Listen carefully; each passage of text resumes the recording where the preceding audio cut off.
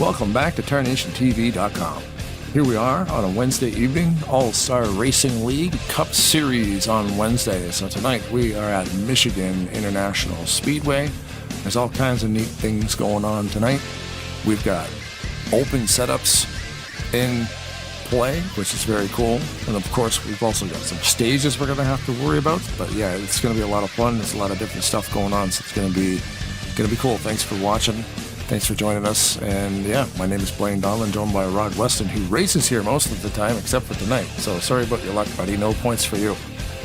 Yeah, I was tempted to go out there and just do a starting part, but we kind of have to do this up here. But no, this is what I love to do. It's open setup, so every car you see out there is not running the same setup that everybody else is. Well, some may. They'll go with something that works, but these guys will be out there running. If they feel the car's a little tight, they'll lose a little whatever. They can make a pit stop. They can change tire pressures. They can change wedge, grill tape, and the track bar. Not very many adjustments, but a few. And them few adjustments, especially just air pressures, can make a big difference. So, and that's kind of fun. And then on top of that, we're segment racing. So there'll be 3 different segments tonight. They kind of do it like they do in NASCAR, a little shorter version of it. But the admin, which is Postal, he will, when he gets down to it, about 2 to go, 3 to go, he will tell everybody that the pit road is closed. So you cannot pit with 2 to go at the end of the stage. If you do, you can incur a 1-lap penalty.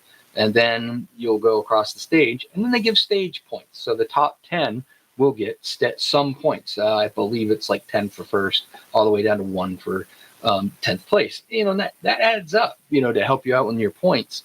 They re-rack them. They do it again. Same thing. And then at the end of it, there's a little bit longer segment. Usually the first 2 segments are just about short enough, so you don't really have to pit. You will if there's a caution on some of the tracks that have a little more tire wear. But you will, you usually don't have to pit on those. And in the last one, there's usually just long enough to add a pit stop in. So it's a lot of fun. Great group of guys. I love racing with these guys.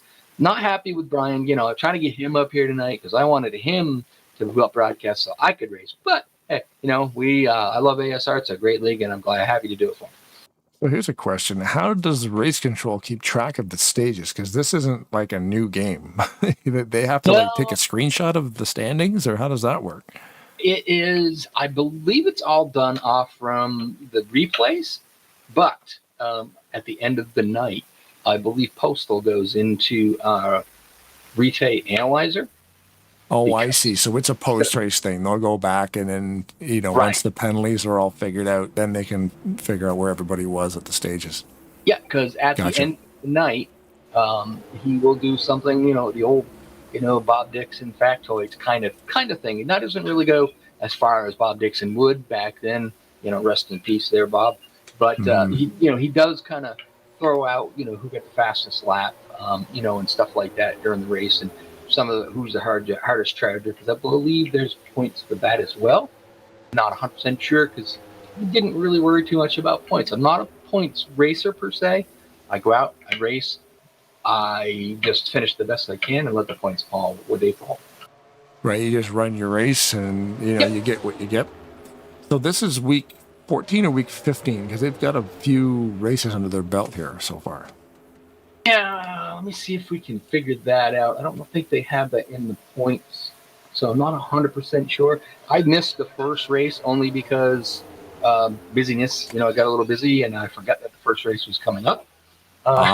And then we did I believe it was the Aero 88 race for TMP, who also races on Wednesday night.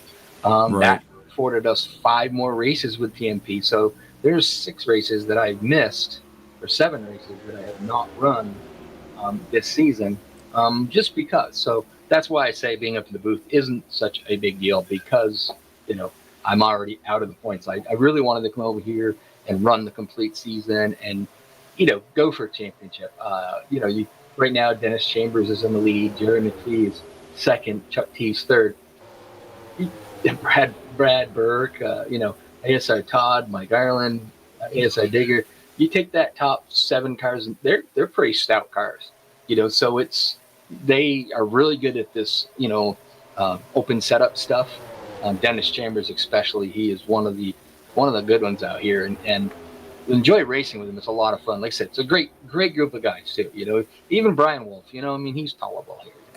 He's not bad. He's all right. Not bad.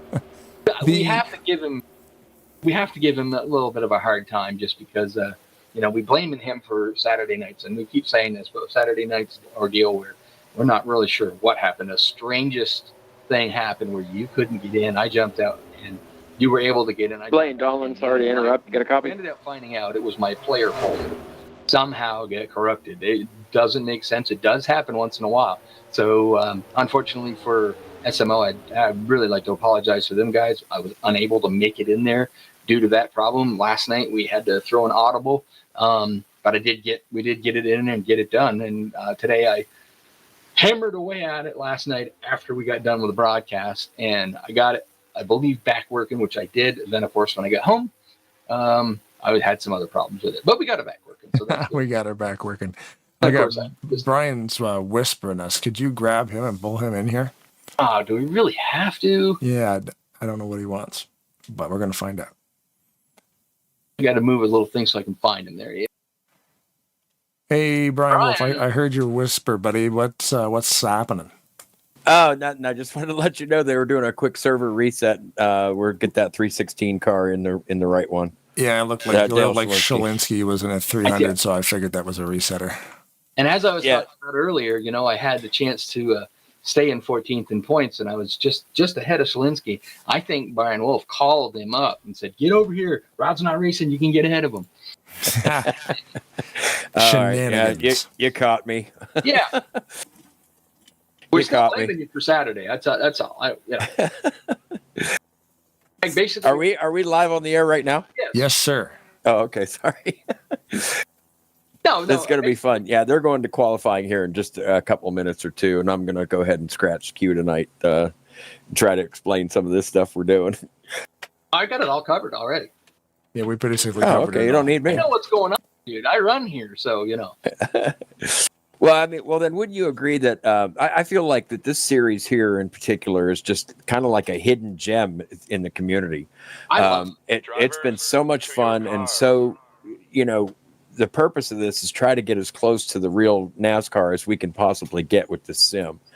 So with the cup physics and the fact that it's open setup, I think gets us all that much closer. And we do follow the Cup Series as close as we can, and everything is scored the same as far as the stage racing. There's a 16 driver playoff system at the end, and there's all kinds of bonus points available for each one of these races, and we'll go over some of that. But man, it's just been so much fun. And this, I got to tell the truth here. This series is for the more well-rounded, experienced drivers out there, because I would separate this from, I tend to separate racers from gamers sometimes, and this is definitely a series for racers. And it's been, bottom line, it's just been so much fun, man. And the way they do it, the way Nelson Rodriguez, or Postal we call him, calls these races, and he calls them out audible, for the stages and stuff. It's just, it's so professional. And I got to hand it to that guy, because a lot of times he, more times than not, over half the time, he sacrifices his own racing to run this series and govern it, week to week to week. And man, it's just been so much fun. And it's just really cool being a part of it. This old simulator is such a unique thing. Like, we've been playing it so long, and we're filling servers every night of the week in different leagues. It's awesome. I love it.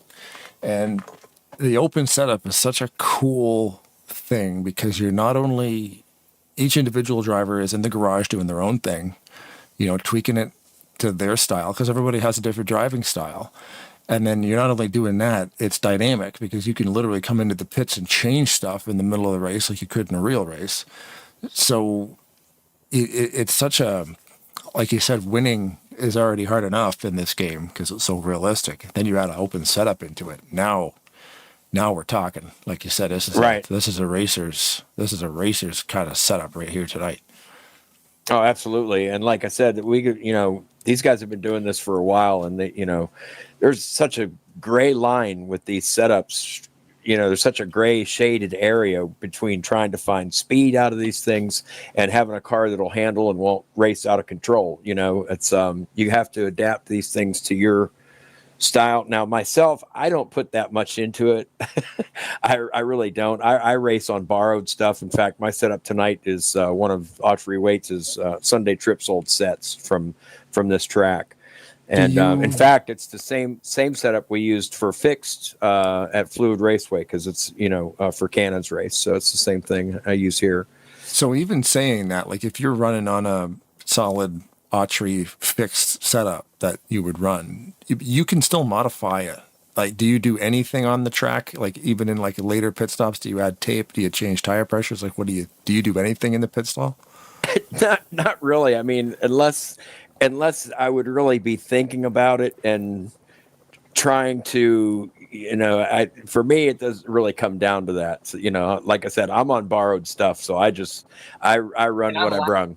I'm sitting there laughing because I show up with no setup, grab a setup, throw it in there. Before you know it, I'm, not fast. Before you know it, I get going along. Now I'm mid fast, usually kicking Brian's butt. And I just go out and I race. Do I make changes during the race? About every damn pit stop to make it a little bit better.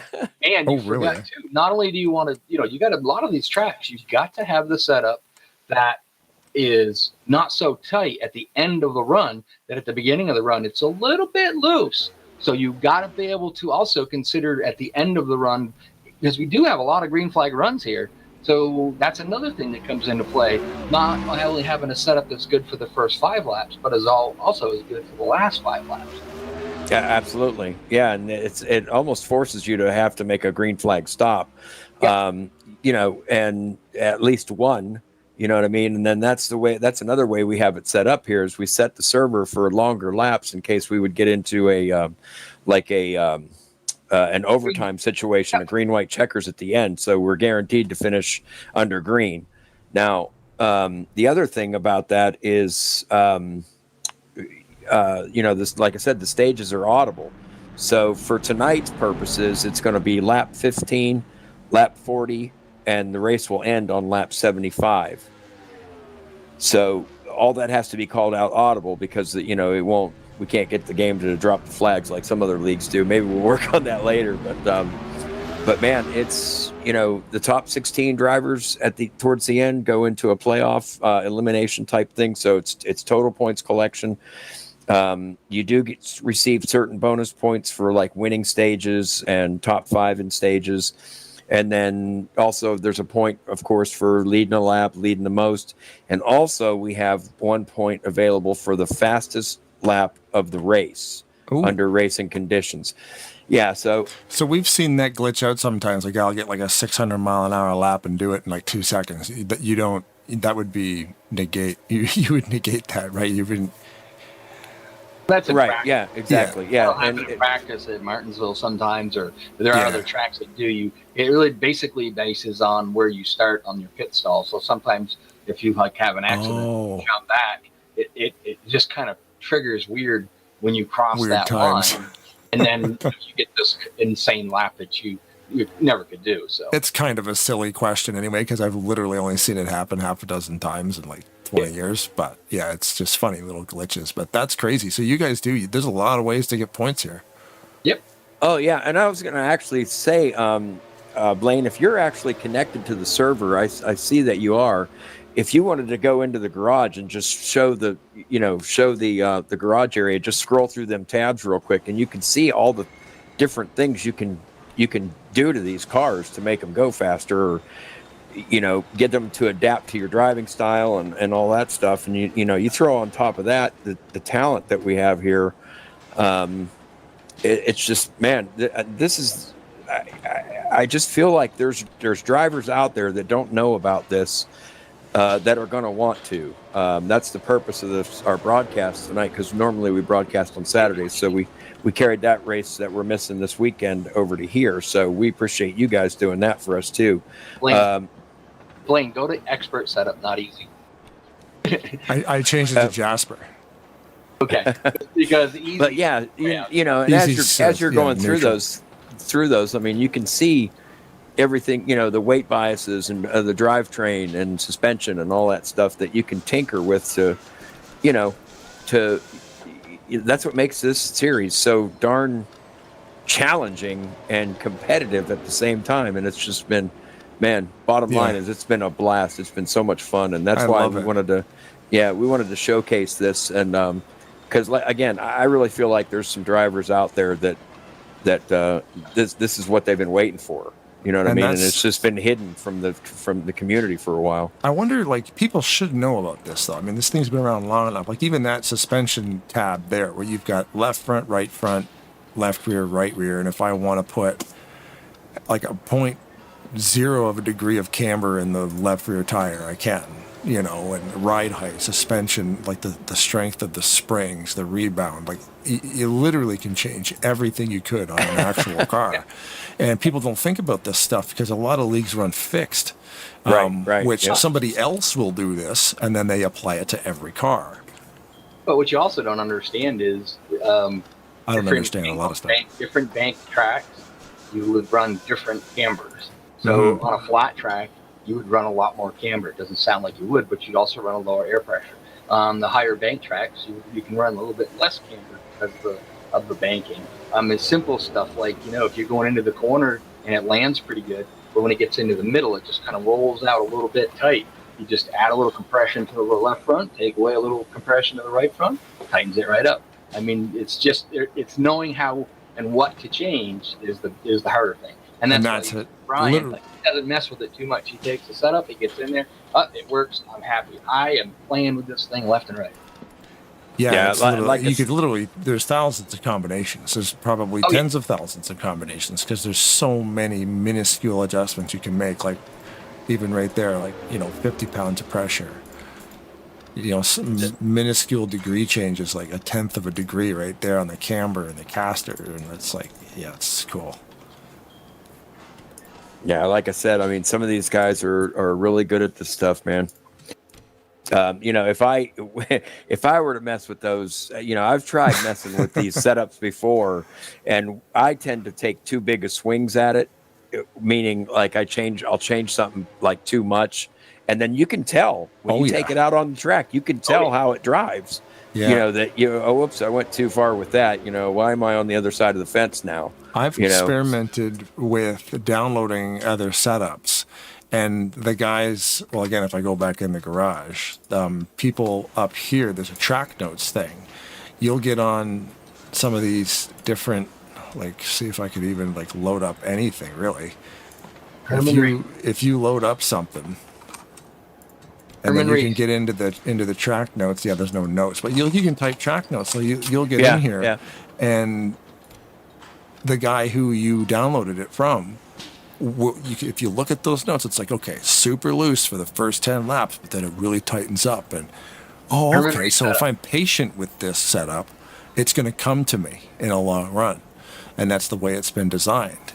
But if you want it to be tight right off the hop, then you might want to try a different setup and look in the track notes and see if the creator of the setup will actually leave you some notes about the setup. It's super cool.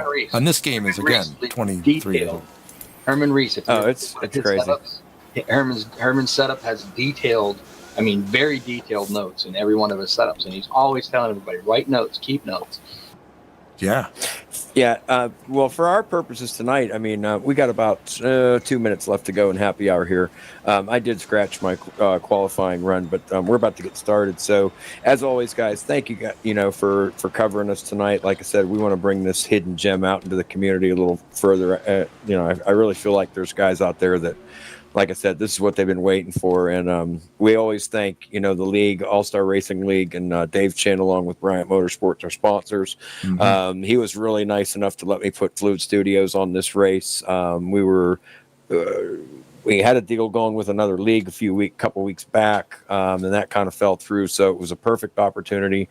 And then we carried over our broadcasting for tonight. So everything really came together, and hopefully we're going to put on a good show for you guys. And thanks all the admins and Nelson Rodriguez, especially.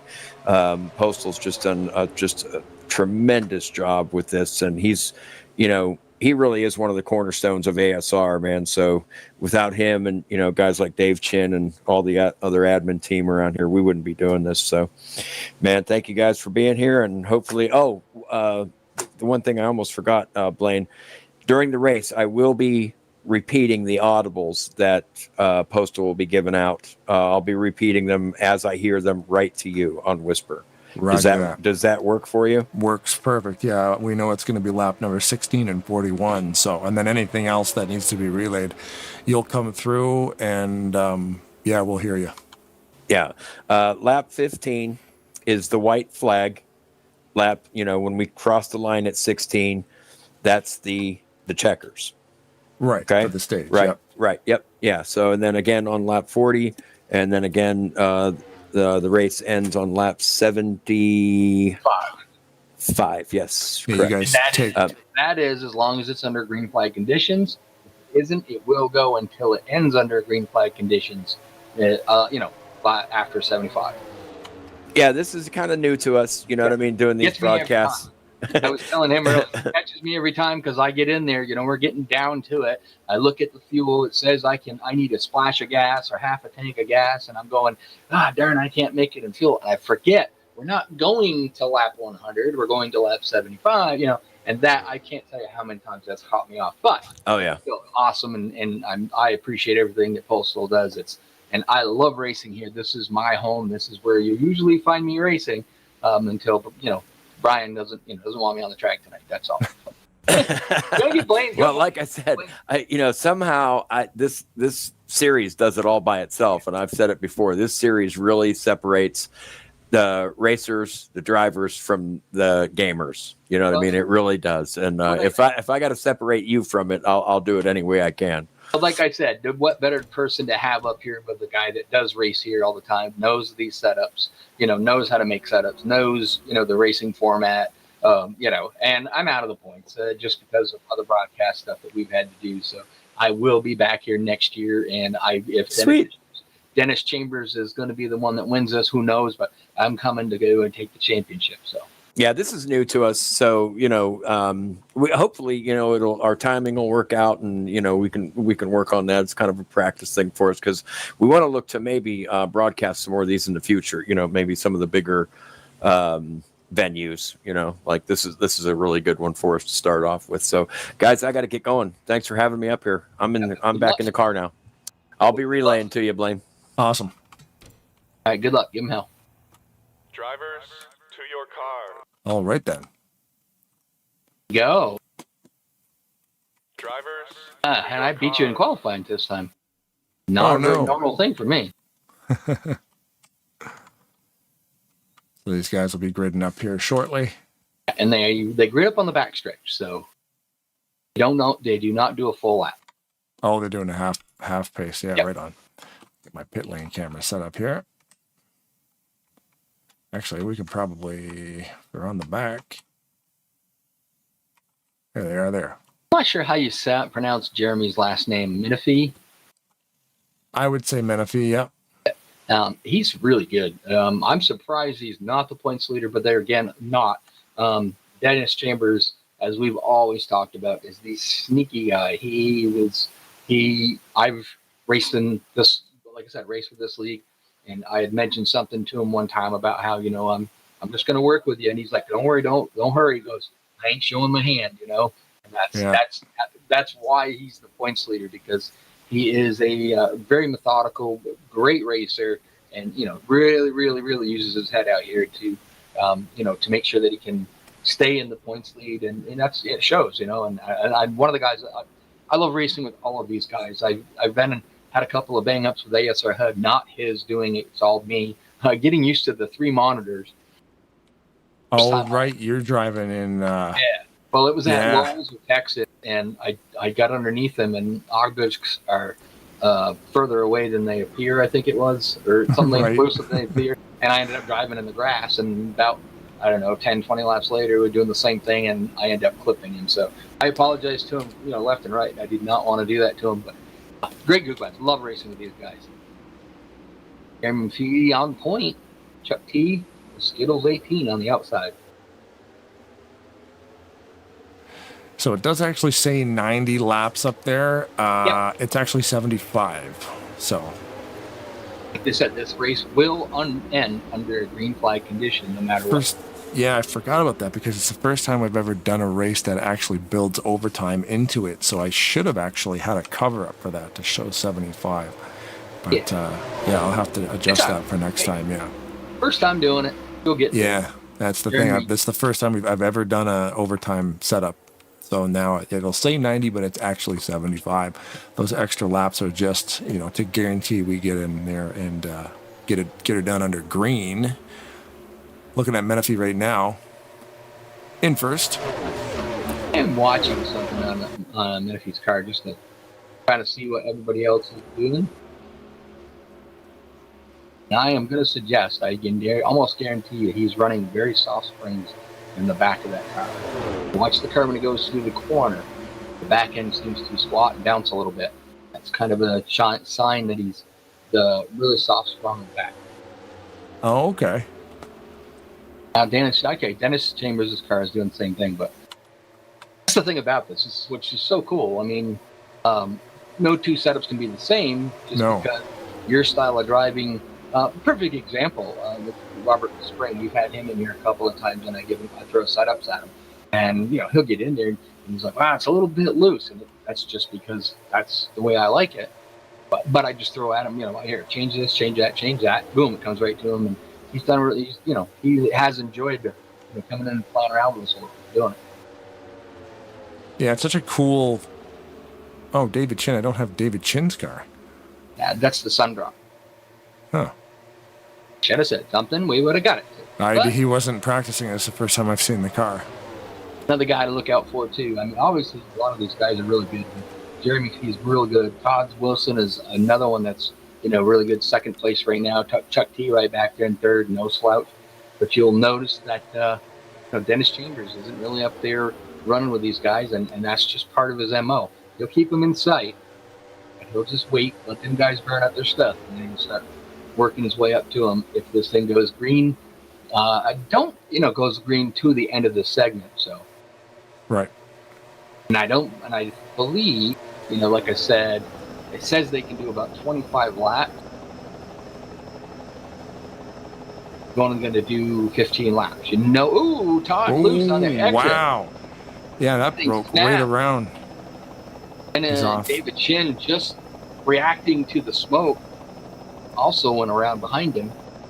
Yellow is out. 360, grab a gear and go.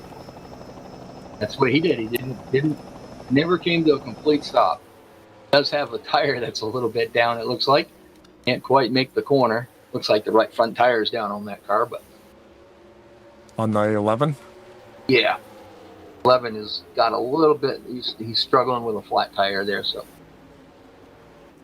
I'm pretty sure you'll see everybody come into pit road with the exception of maybe like ASR HUD or David Chin, maybe even Dave Slinks. They will stay out and try to get that lap led, get the bonus for leading a lap, and then they'll come in with big tires.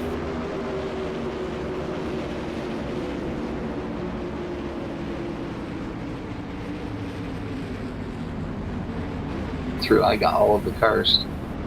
Got a little bit more color on Dennis Chambers' car than normal. Normally he kind of sticks with a all white simple car with the numbers. He's got sponsors on it tonight. It's got a little bit more color to it than normal.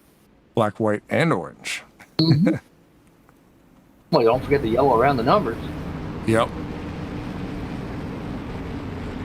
They will take advantage of this early yellow. Everybody's going in except for Dinger and Brian Wool.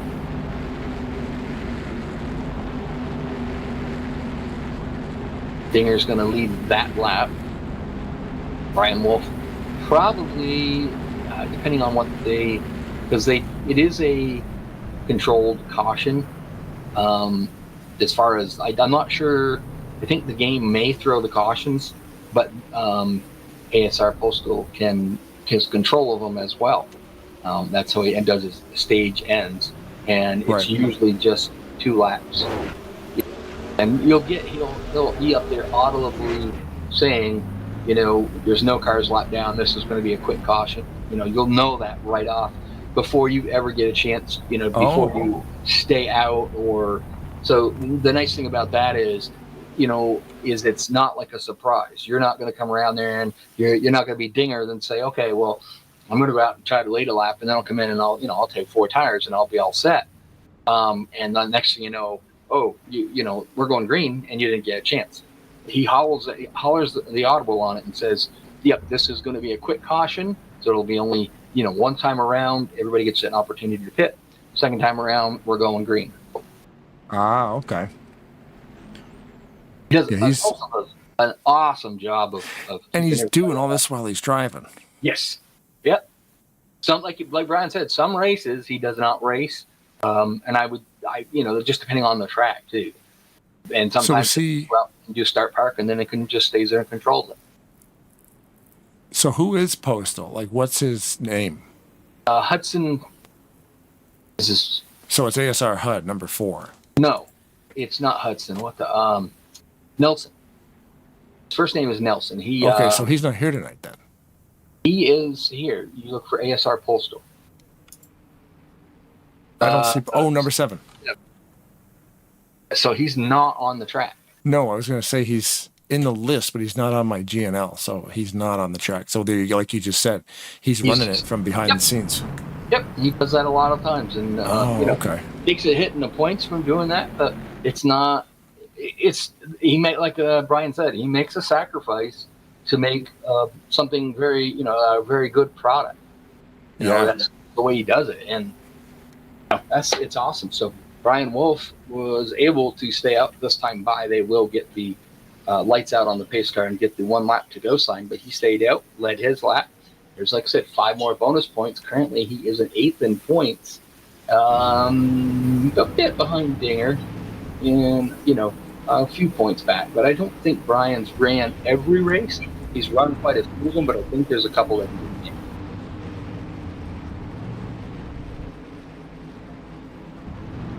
The goal is to try to be in the top 16 come the playoffs. So right now, after tonight, I will be 15th in that run. So, I got my work cut out for me when we come back to try to keep myself in that top 16 in points so I can at least make the playoffs. Yeah, I saw from the standings there was a good chunk of guys on that thing. There's 21 drivers that have participated in this. Yeah, and they don't have Brian's headed down to pits now. Yes, you could go through and go.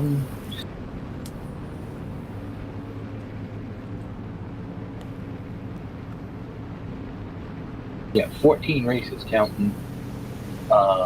If I count the wins that they have. So, you know what I mean? It's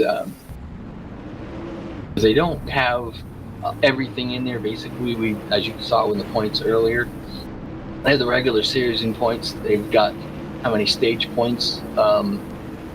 Each driver has gotten bonus points, and that's, like they said, who gets the fastest lap. Who leads. There's a bunch of little small things that they do that give you bonus points, and then that all adds up. Yeah. But like Brian said, he's just trying to stay in points. And you'll note, we see a lot of the other leagues that we do, especially the Talladega races or even a Maverick on Tuesday, they line up double file. These guys let game, single file restarts every time. The only time they're doubled up is the very original start. So. Yeah, the parade lap, it's always 2x2. Yep. Once they do a green flag, once they get a yellow flag condition, after that it's all single file. Makes it easier on the admin. They don't have to clear black flags for somebody that jumped a little bit on the inside lane and got ahead of them. Yeah, easier on the admins. They get other stuff to worry about. Yes, they do. And it helps too on a single file restart where if you get a little bit of a wiggle or something, it's just more room. You got more space for everybody to react to a mistake, or it's not so cramped. And then the rule is you stay in single file line until after the start finish line, and then you're able to change your lanes. Dennis Chambers snuck up there into the third position, so had a great pit stop that got him in, got him out. Yep. Thanks again to David Chin and Bryant Motorsport Auto Sales and the Parts Barn for sponsoring this race as well. Everything at All-Star Racing League is sponsored by those guys. So when they need to broadcast, they call Tarnation TV, and we are very grateful. Thank you. Awesome. They do what they do to give these guys, broadcasts every Saturday night and Tuesday here on Wednesday. So it's really nice. Yeah, this Saturday they will be running at Talladega, but it will not be broadcast as the wife and I are on our way to Ottawa. Chuck T trying to keep Jeremy Clee pretty honest up there. He's right there. Yep. As we get to lap 11, coming to lap 12, that means it's going to be 3 more laps.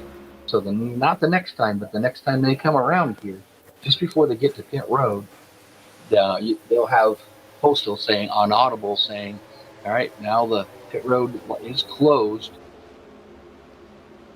And then they can't pit from that point on. And then once we hit the start-finish line and the drivers pretty much get through to it, then you'll see the no flag come out. That'll be admin thrown, and then they'll go and pit if they so desire, and then rack back up, and then we'll head to lap 41.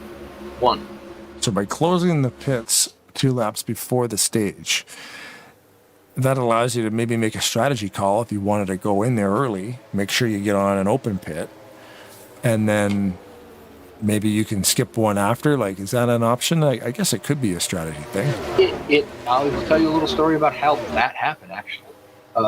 We got to Bristol. And here at Open? Yep.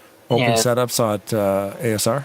Yep. And we got out there, and a caution fell with 3 laps till the end of the stage. 2 laps to go, Blaine. Segment 1. Pit road is closed. Everybody else stayed out. Got one going around. We came out 1, 2. So that's the old reason behind that is it's something NASCAR do. 2 laps to go, segment 1. Prevent people from, undercutting, I guess, is the best way to put it. Right. Brian was just on there telling us about pit road being closed. 2 more laps to go before the stage ends. So he kind of stepped on you. Could you repeat what you were saying there about Bristol? Yeah, so at Bristol, we did that once, and the caution had come out with about 3 to go to the end of the segment. So Dennis Chambers and myself both pitted. And when the end of the stage came, which it did come under yellow, but this one will end under caution, Blaine. They wanted to stay out and get the stage points. Me and Dennis stayed, pitted. We come out, we were 1-2, and we were able to run 1-2 for quite a while up there in the front. Yeah, Bristol's such a short track too. It's like it happened just before it. So you'll note that anybody that's points racing here will stay out. They will not pit the first time by, so they can get the stage points when they get to the start-finish line. Right. Burt, he's going to jump in. Just going to see who went around. It looks like Mitchell Roberts. White flag, segment 1, white flag. Roberts both went to pit road. Basically, just the way the caution fell, they should be allowed to do that. May not be, I'm not 100% sure, but because they're coming to lap 15, they were allowed to go into the pit. They will pit, take 4 tires, come back out at the end of the field. When everybody else comes into pit, they will be out front. It's a way to leapfrog them. The only downside to it is, Burke's going to get 9th in points, and I believe Roberts, he ended up with 10th in points, so they're still getting stage points, but they're going to leapfrog themselves out to the front.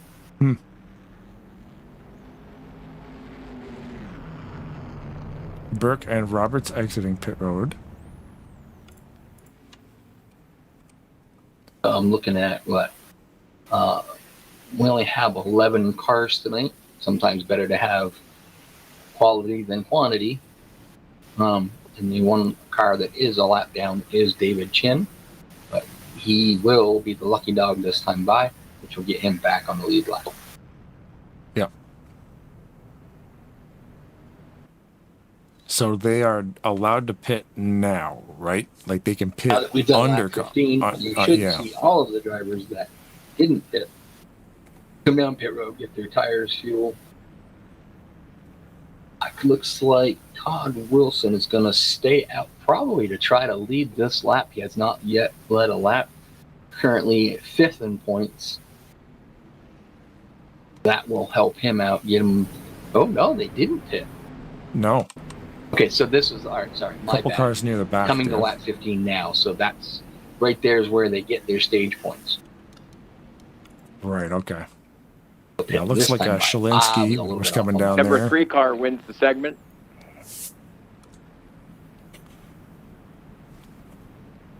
Shalinsky is on pit road. Number 3 car we just heard from Brian Wolf. Number 3 wins the segment.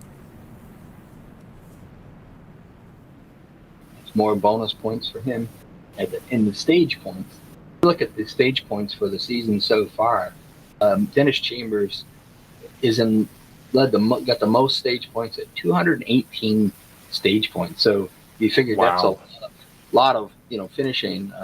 Jeremy McPhee's got 184. Chuck T's got 172. Brad Burke is 162, and ASR Todd is 122. So the top 5 they've accumulated quite a few of those stage points, and it adds up. I mean. Well, you imagine, yeah, but especially by the end of a season, because these guys run a legit season. They copied the Cup Series in real life as close as they can. And, they might not want to run Circuit of the Americas because it's like a 4-mile-long road course. But, they might opt out and run North Wilkesboro or something. We ran the Glen. It was more of a Glen's great, shorter race. Instead of running what you probably would do is maybe 30 laps or so. They just kind of shortened that up a bit. I mean, I love that like the road course stuff. I mean, it's just the sim is so good at everything that it does, and then some guys don't like the road courses, but I feel like you do have to have a bunch of them in there. Yeah, they're just cool. You gotta have a few. I mean, there is a limit to where you shouldn't be doing them too much, but unless you're running like a road course series, that's completely different. But like even in a full season like this, you do need, I think, to have them. Well, you've got Circuit of Americas, you got Chicago. They run the road course there. They run. They run it road. I don't think the Cup cars ever run up the Road America. I think I know the Xfinity cars do, but Steers Point, Watkins Glen, the Roval, which is the road course on the inside of Charlotte Motor Speedway. So because Daytona has a Roval too, right? Yeah, it's got an infield in it, but the Cup Series has only run there. They did it once for like the Busch Clash. They did. Oh, okay. In my opinion, what should be is they have the Daytona 500, and then they have the Coca-Cola or the Pepsi 400, depending on what year it was that they did it, which is basically just a little bit shorter race at Daytona. As David Chin goes to the bottom to get up to the front, he is going to pass the pace car to get his lap back. But I think, in my opinion, instead of having the Coca-Cola 400, that should be the road course. So the second race of the season at Daytona, why not let them run the road course? I think that would be great. Yeah, instead of having 2 races at the same track, although they're completely different races because they're different lengths, so 100 miles shorter. But are they still doing in actual NASCAR there? Are they still doing the dirt version of Bristol? No. Did they only did like 1 year, right? They did about 2 to 3 years of that, but it ended up not being as popular as they were hoping that it would be. Oh, okay. So they do the sprint cars there. They'll fill the whole track in with clay, and they do the sprint cars. It's wild to watch the transformation, like how they switch that over so quick. It's crazy. Yeah, and the sprint cars do well there, but Cup cars, I wasn't really for it. I mean, I think if they want to do a dirt track race, which I'm not opposed to the dirt track racing of it, but if you're going to do something like that, don't take a track that's already on there and throw dirt on. Throw in go to El Duro. El Duro. Go to someplace that there's already a dirt track. And put that in there. Right. Yeah, you're converting a track to a dirt track is kind of weird. That's a lot of work. That's not so much the work, but instead of promoting something at a track that already does well, let's get it out to Eldora. Let's get it to there's more dirt tracks out there than there are asphalt tracks. So 100%. They're everywhere, and find a decent track and make it part of the schedule every year. I think that would be awesome. And that's the thing. They would have to find a facility that could hold a cup race, or maybe not even a cup race, like an Xfinity race or something, but hold a NASCAR event. Yeah. But yeah, I mean, they exist. They could definitely pour some money into a really good venue to make it happen. We saw Jeremy McPhee pit there, so different little strategy there.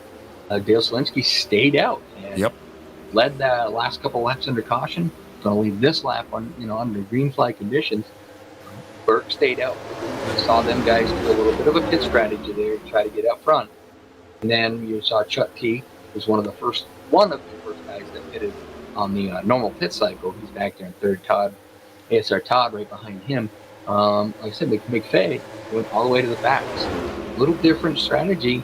Maybe the tire wears a little bit more than they expected. We are a little bit longer distance on the second run. Not long enough to where they can't make the distance, but it just gets a little bit longer. And like I said, last segment it gets long enough where they do have to hit at least once. Yeah, I wonder with Menifee if it's maybe a setup change, because like you said, because of the distance, and maybe he's just having to let it loose. Maybe he's got it set up where it'll get tighter near the end of the run, or because we're talking about open setups. Maybe these guys like a loose car in the first half, and you're gonna have a loose car in the first half. Yeah. I don't know how many laps I turned. I went out there and ran around for a little bit, and just kind of worked on making the setup, hoping I could talk Brian into letting me run, but it didn't work. So, but I went out there and played with it, and one of the things I did try was Michigan BR. You can go right to the high side and run right up next to the wall, and it just sticks in its screen. Now you basically want to stay right in that little darker area.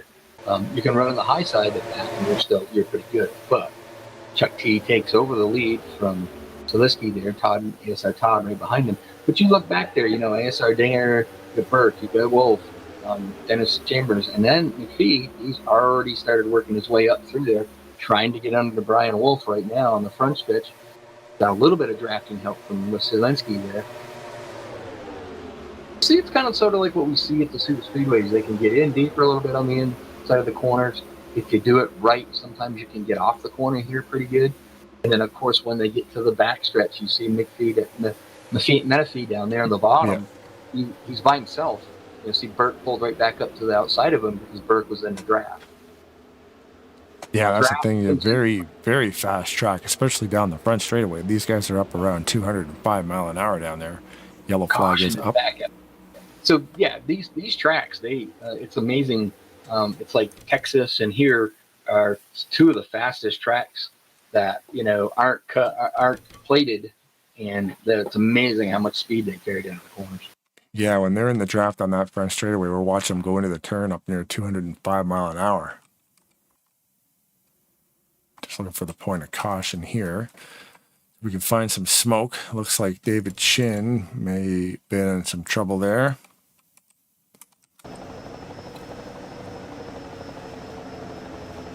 Down on the low side. Oh, right across the nose. Who's that there? HUD. Right across the nose of the 88. Upset the car just enough to send him around, unfortunately. David Chin has retired from the race, unfortunately. That's one guy that he doesn't have a whole lot of luck. No matter what series he's in, I feel for him. He never seems to, he always just seems to have some bad luck. Yeah, it's too bad. If he didn't have any bad luck, he wouldn't have any luck at all. That's right. Yeah. Thanks again, everybody who's watching on YouTube. Of course, any fans of Tarnation TV get free muffins. Free muffins. Yeah. I'll ship them to you. Guy at work calls me the Muffin Man. I'm like, man, muffins are great. A great midday snack. I don't usually eat too many muffins. So I'm trying to find Chin's car. I was going to give it to you, but I'm not sure which one. Yeah, it's running a stock. For me, it's a generic 88. I mean, I don't know why. I downloaded the cars from the TeamSpeak browser and from the car file manager, which leads to a Google Drive. So I got everything an hour before, and we had to fill in the blanks on Hudson because that Gravedigger car is super cool. But I could not see it until Rod Weston sent it over. So you ain't going to be able to see it today, but I'm going to get you his car. Ah, cool. We got a minute under caution here.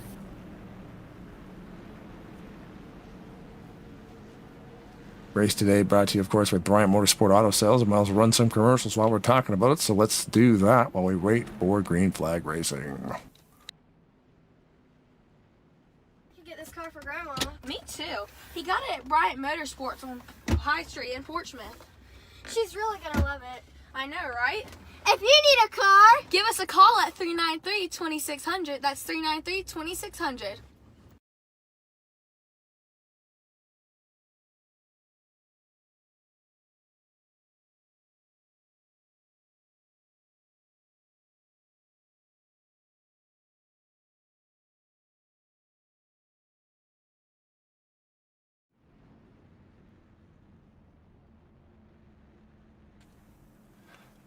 Thank you, Bryant Motorsports Auto Sales. If you need a car, give them a call.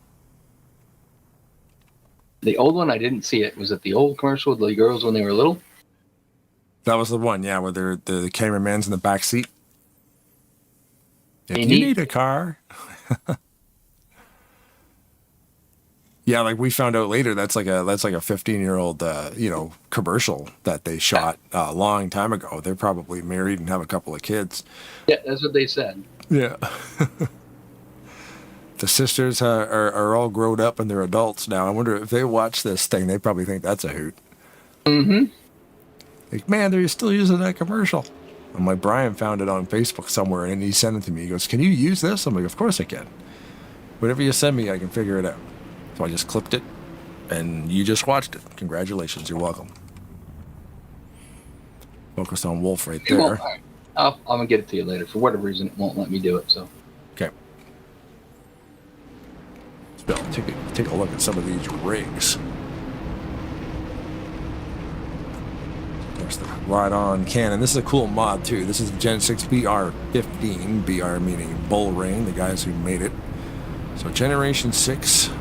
Bull Ring 2015 Cup. Very cool mod. It is a very cool mod.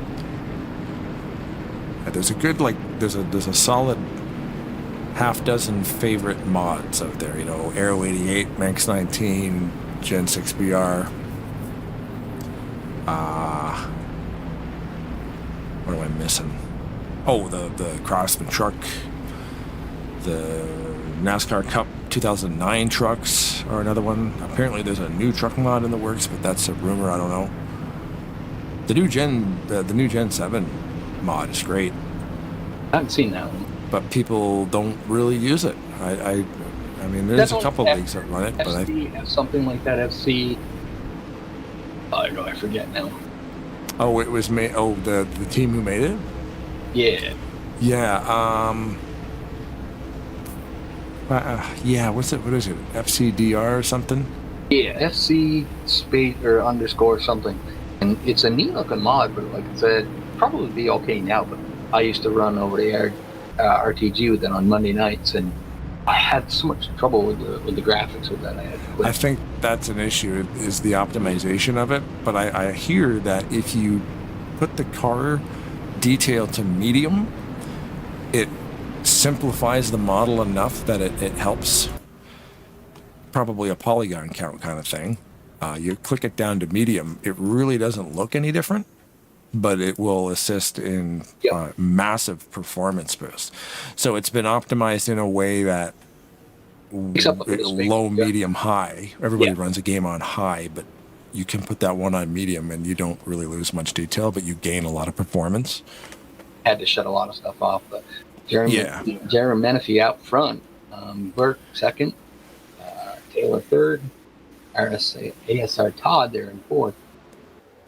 I can never remember the name of that team that made that mod.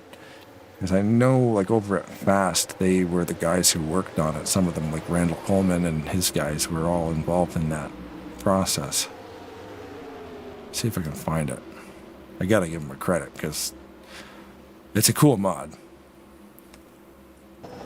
Well, Jeremy Maffei has led 16 laps tonight so far. Most all. Second is Dale Swinsky, who led there for a few.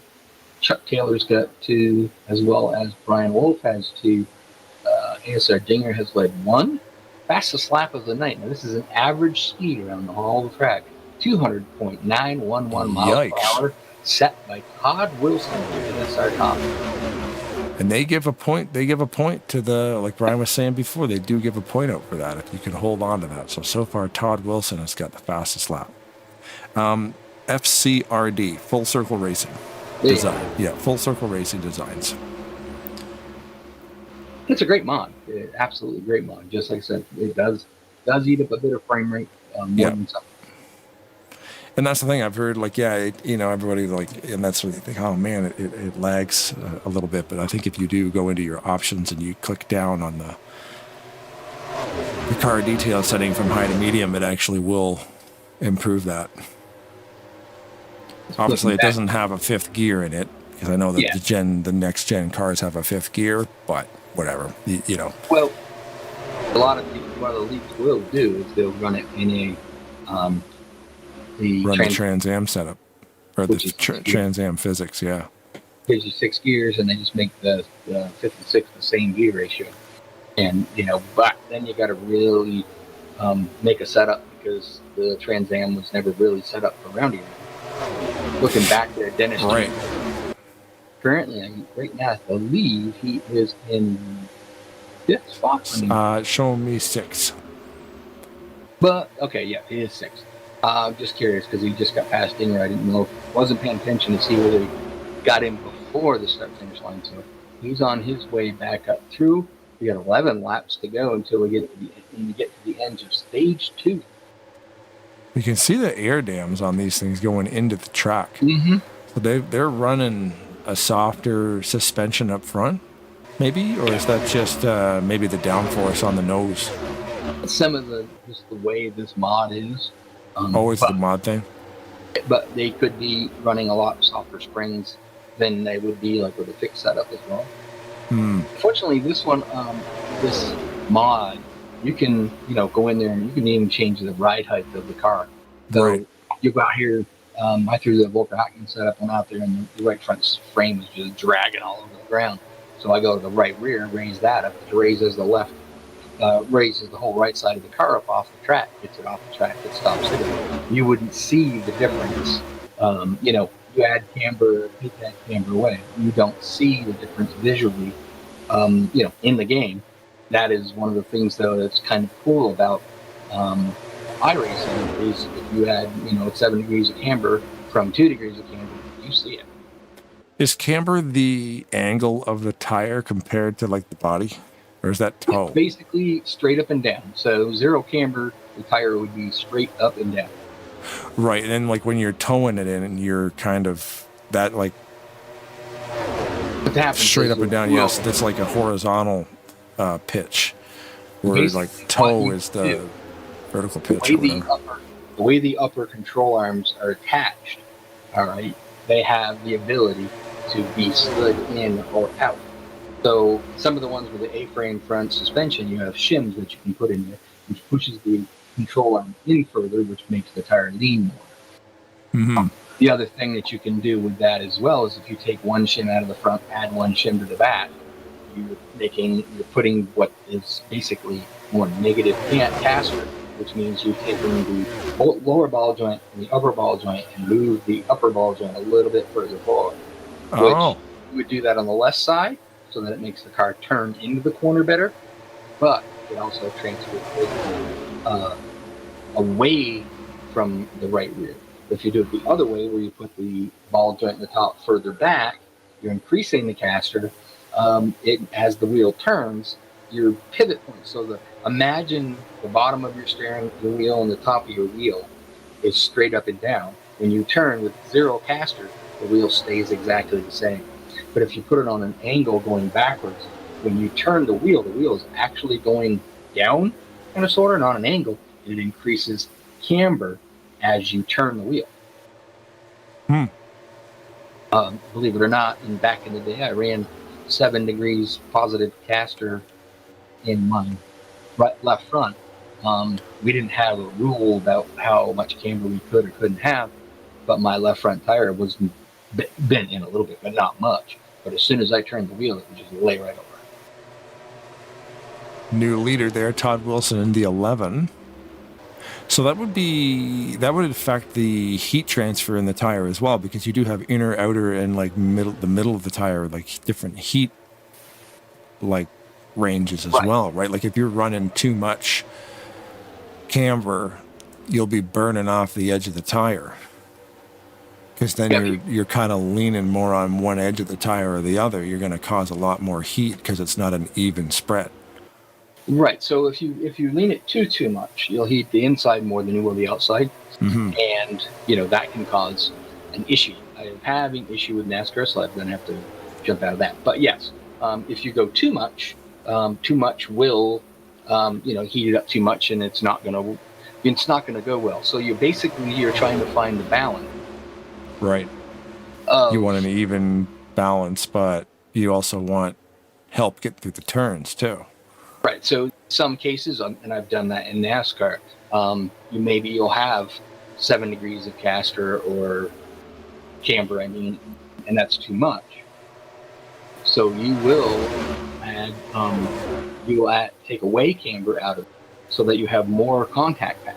If you go too far, so basically you look at how a tire grips to the track is what they call a contact patch. So on your road car, your rear tires, even these newer cars have camber.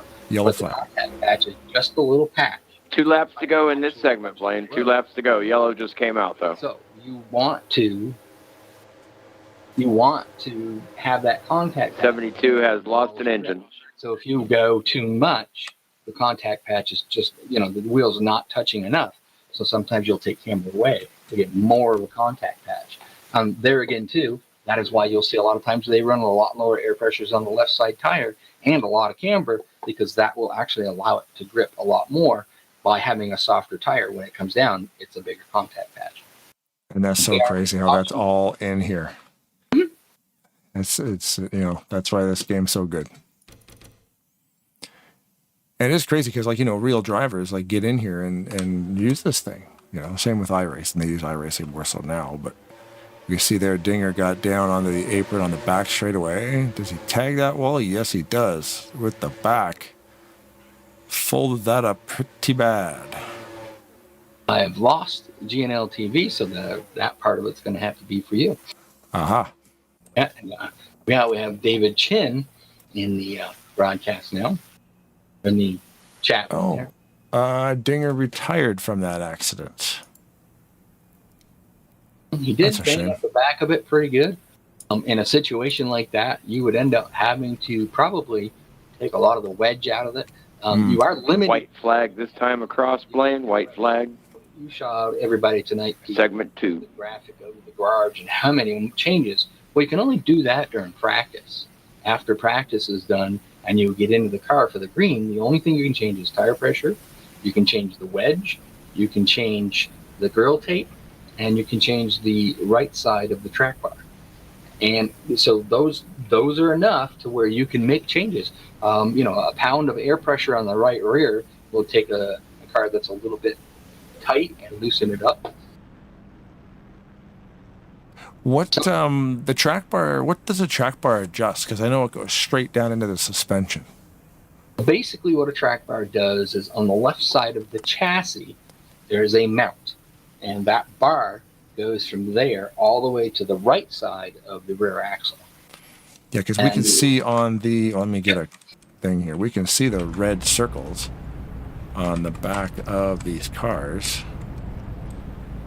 What you see NASCAR doing with those is they're adjusting the one that is hooked to the chassis.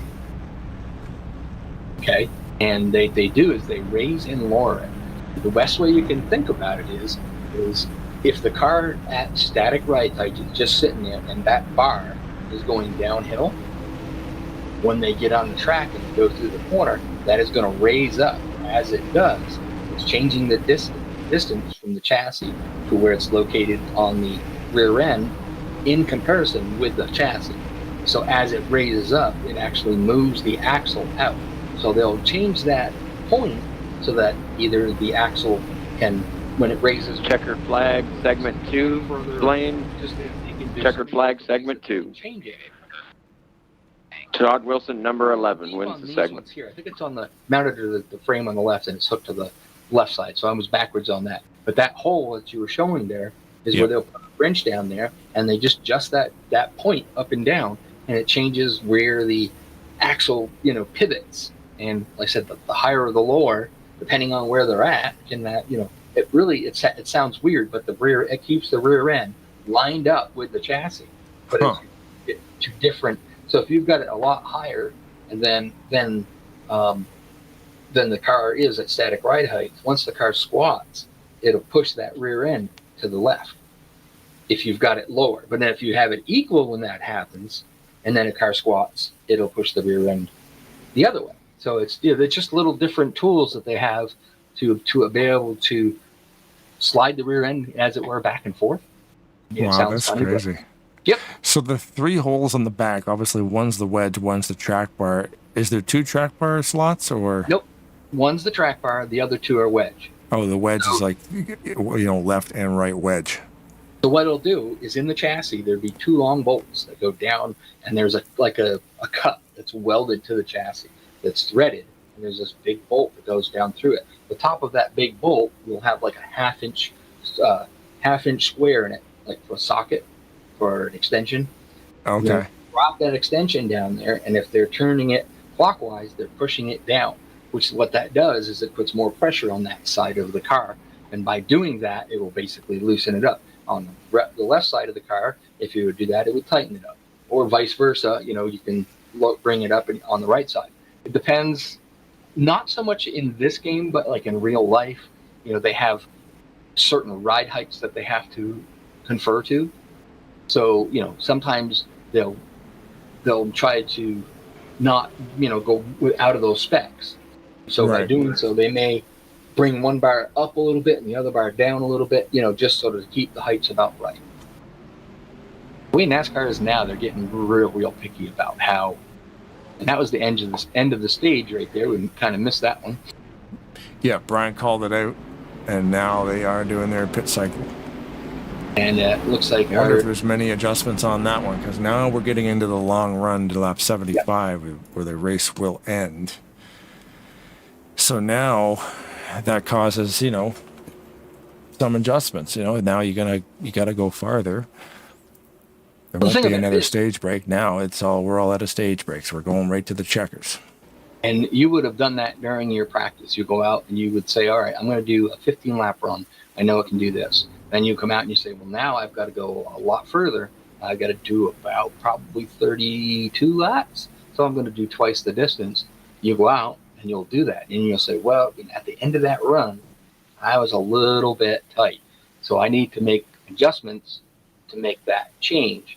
So what you would do is you would, add a little bit more air pressure to the right rear, or take some away from the left rear. If you're a little bit tight off the corner, if you're a little bit loose, tight in, you would actually lower the air pressure on the right front.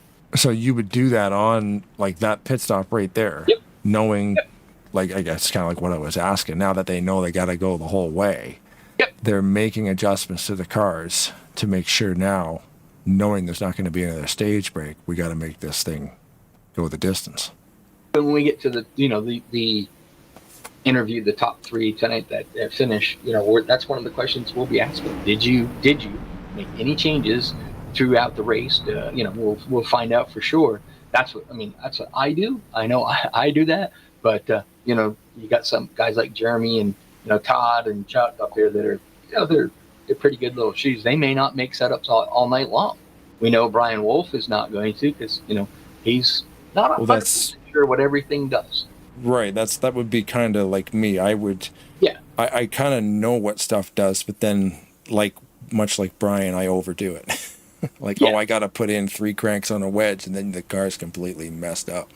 Well, I go out, and if the car's way too tight, I put 3 clicks of right rear spring.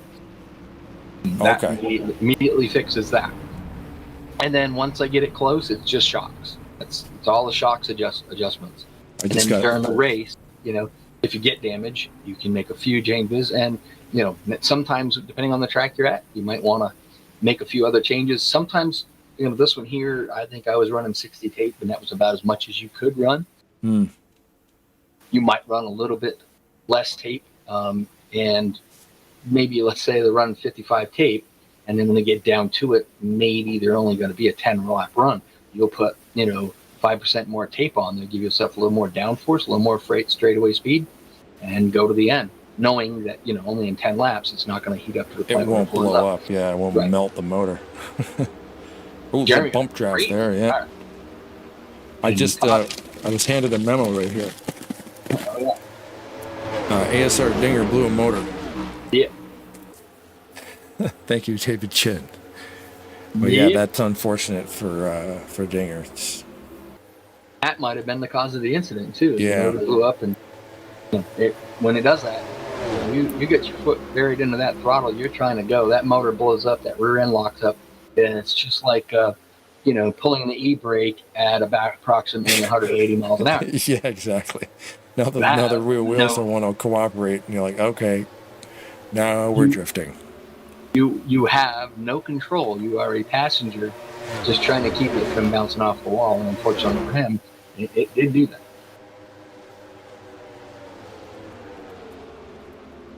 I was going to say, you're going to have to tell me how many laps that Jeremy's has run out front. I said my JNL TV went down when NASCAR. I don't know what happened, but it did some weird stuff. Oh, you're talking about laps led, sorry? Yeah. Okay, so Jeremy Menifee has led 27 laps at the last update anyway. This will be number 28 right here. Yes, sir. Todd, keeping him honest. Yep, Todd Wilson has led 7. Chuck Taylor has led 2. Brian Wolf has led 2. And Shalinsky has 5. And Dinger had 1, but unfortunately was forced to retire with a blown engine. All it tells me is accident. Check back on their current point leader there, Dennis Chambers. Back in 6th. He's a little bit behind the guys. But, I think it's still, a little too early I say it's too early for him to show his hand. I think he's saving a little bit and just going to see what happens. But there again, he might not quite have the setup. I am not 100%. I am not in that car with him. Yep. That's the thing with an open setup. You can literally, these guys could be doing anything. Yeah. Most of these guys have done this long enough, so they show up with a setup. They're good. Like Brian said, he's got an old setup from, another driver. And, some people will show up and somebody will give them a setup. But a lot of us, I show up and I have to make my own because I don't have any. Because I lost my player folder one time that had all of them in it. Oh. Well, you think about this too, because if these guys, look at that, 209 miles an hour going into turn 1. That's flying. That's crazy. Yeah. Chuck Taylor now has, by the way, fastest lap on the night so far. Chuck Taylor, 201.361 miles per hour. That is a lap time of 35.736. I was watching Chuck Taylor through 3 and 4. Never dropped below 190 miles an hour. Such a good track, man. Michigan's great. Now imagine you're running here and you're out here. What's the Cup Series? Is it like a 30 lap or a 30 race schedule? I think they're up to 36. Right. So imagine running an open setup on a Wednesday night here at ASR. Every week you're at a different track. Mm-hmm. And it's open every time. You really need to practice a lot on these tracks. And guys have their favorite tracks, obviously. Oh, yeah. But, that's crazy, knowing the tracks, knowing the stages, setting the thing 210 miles an hour. It actually clicked into 210 miles per hour right there. I'm focused on Jeremy. It just went to 210. That's wild. See, and we don't see that because in a fixed setup league, you don't go that fast. No. So this is where the open setup comes in handy, because this guy's being able to, if he's able to pull 210 mile an hour down the front straightaway, and he's the leader, he's not even drafting anybody. So let me see if I can get where ASR Todd is in comparison to him. I just see Chuck Taylor back there drafting, and that draft comes in. He hit 210. Yeah. You see, I'm looking at the race leader, and he's hitting 210. These guys would be going way faster. Not way faster, but a little bit faster. What you'll see sometimes with, a situation like this with a fixed setup, or open setup, is that you'll have drivers that in the beginning of the setup that might be a little bit quicker, and their setup will fall off.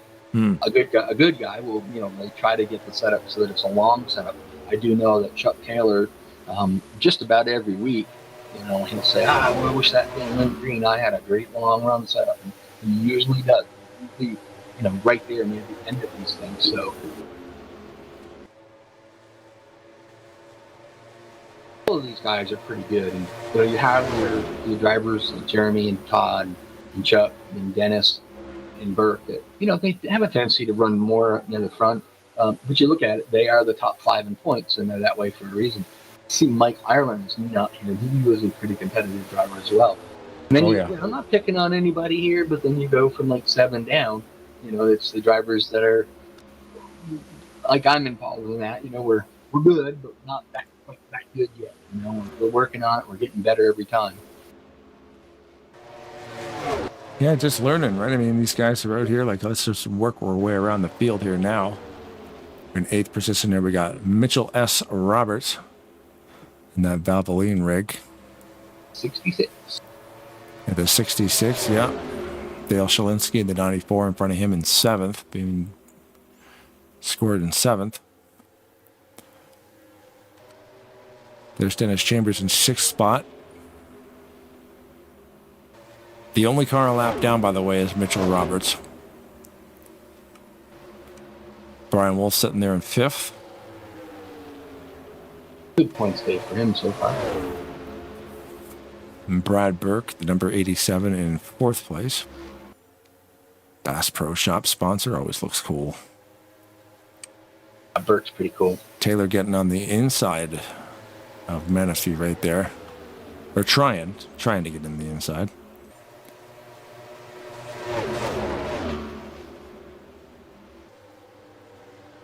Of course, the ASR Todd, he's got 5 wins on the season. He is now currently our leader. Just to give you an idea how he's pretty darn quick.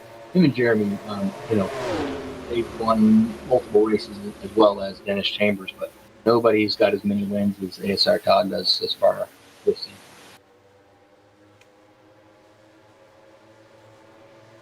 And that's just dedication, man. Like, coming in here with open setups and being able to win that much, jeez.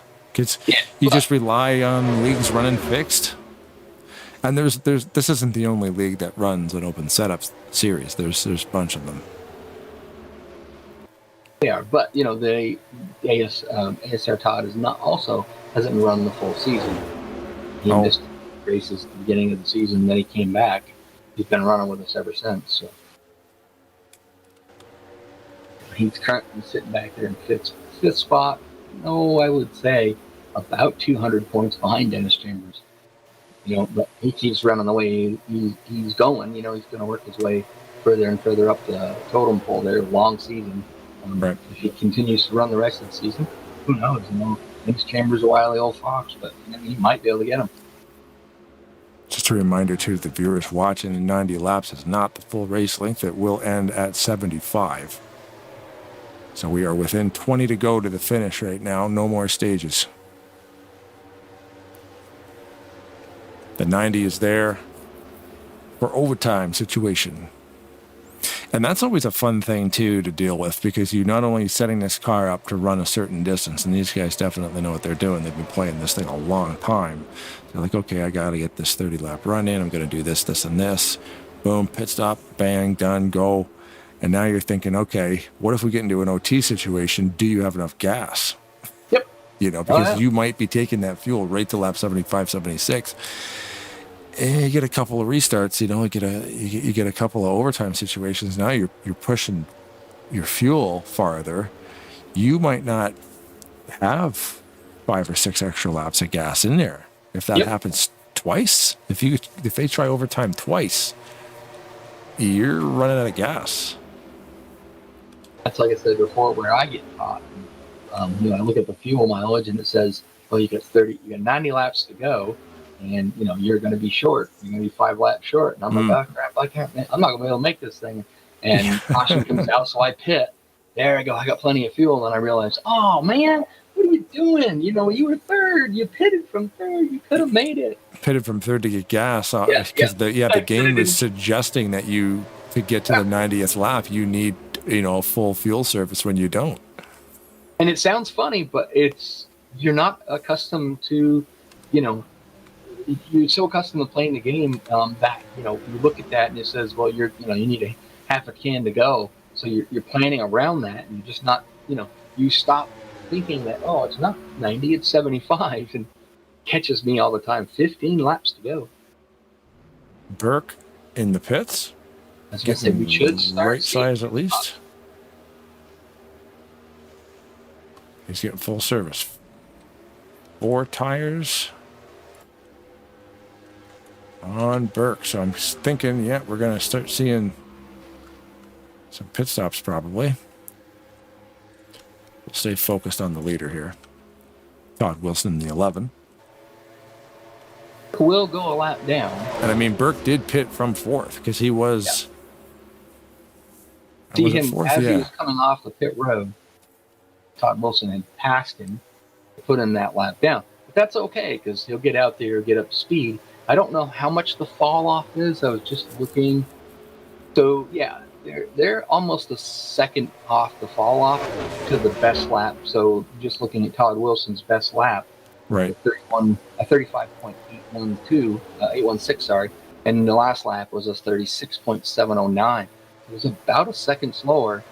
You get Burke out there on fresher tires, he's going to make up a little bit more time on them guys. And it's not a total catastrophe either. The tires are going to fall off, but you're able to get a full run out of them, which is a good setup, a good track setup. Yep. And I mean, tire wear can be affected too by what you're doing to the car in the garage and on the pit stall too. You add a bunch of air into one tire, or however.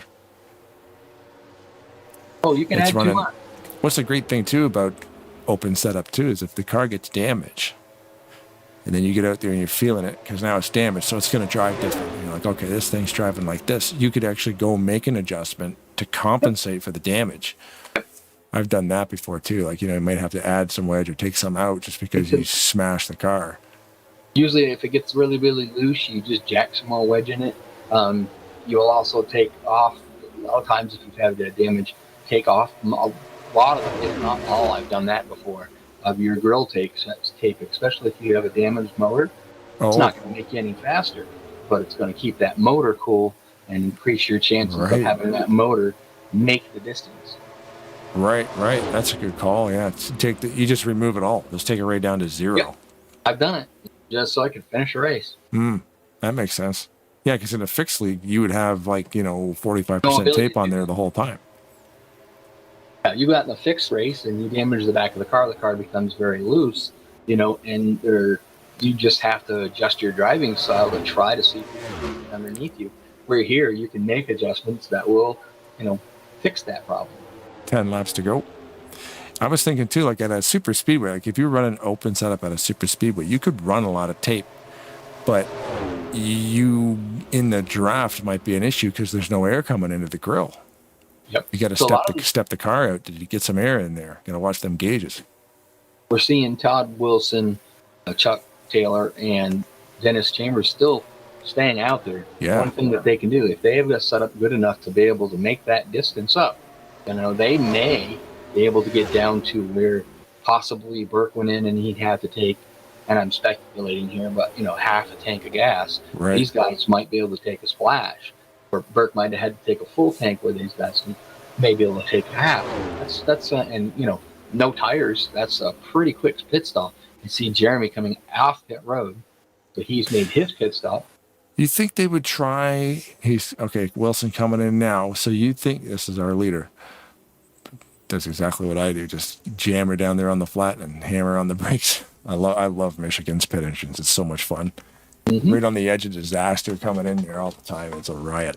But I'm interested to see what he does here then, because this could be, like you said, if it's a quick fuel stop and he does not take tires.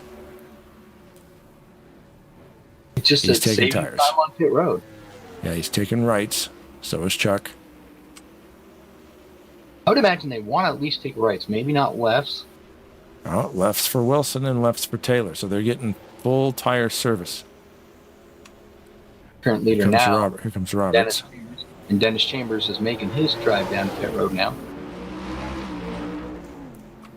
Roberts is going 55 for tires. At the line. Chambers is right in there, right at 55, right at the line. I mean, he was making up as much time as he could get in there. Right side's only for Roberts. I think that's what I saw right there. Chambers is pulling into his pit stop. I will see what he does. He is taking rights.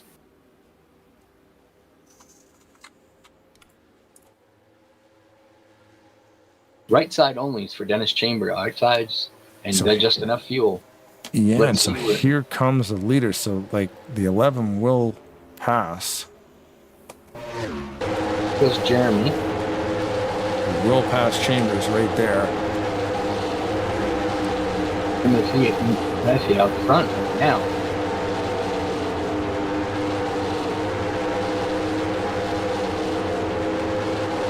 It was actually being billed in first. It was being billed in third. Oh yeah, because Menifee is in second. Got the line. Menifee would be first, I believe. We're still counting off from Dennis Chambers and led laps. Just switched over to where Dennis Chambers is in fourth. Everything's kind of cycled up through. Now, Burt, who pitted earlier, he is right on the back bumper of Chambers, but he is on older tires, where Chambers, even though he's got the two rights, probably should be able to keep Burke at bay. Right.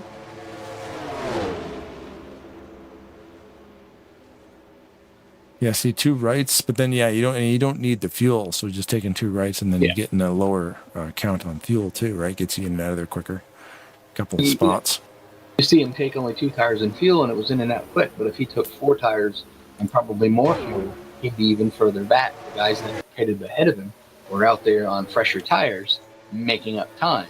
So by pitting a little later, yes, he did get his lap in, and get the bonus points for that. They made up a bit of time on him there.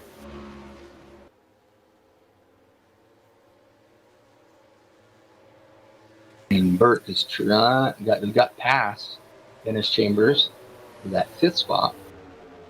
Chambers trying to come back after him. 5 laps to go for the leader. Blaine, 5 laps to go.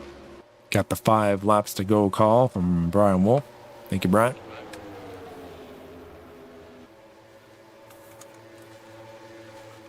Oh, man, Wilson using that whole track.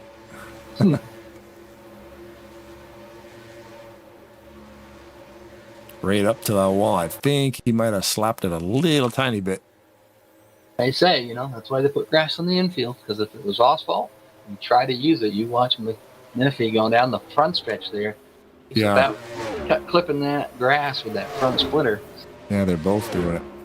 Trying to just, shave off some distance. Basically, is straightening out the front stretch as much as they can. The shortest distance between is a straight line, so they can straighten it out a little bit. That's what they'll do.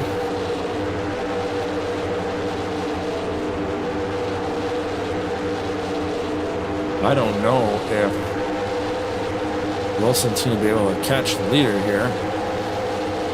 Jeremy Menifee in the 3. He's actually lost a 10th of a second there on that last lap. If he's just pulled away from it a little bit. now's the time to go. I mean, you're never going to use these tires again. You're going to come to a line with 2 laps to go for the end of the stage, or the end of the race, actually. Yep. Stage 3. Great race tonight. Laps led include Dinger with 1, Brian Wolf and Chambers, and Chuck Taylor each with 2. Dale Shalinsky has 5. Todd Wilson has led 20, and 40 laps led by Jeremy. 2 laps to go, Blaine. 2 laps I to think go. they'll take the lap led. I don't think they can get that from him. Sorry? I said they can't take away his the most lap led bonus. No. Kind of got that covered. Yeah, you got that locked in now. 41 laps led. 2 laps left, by the way. The call from Brian Wolf. See, Race I'll do my best impression of Postal. Coming to the white flag this time by.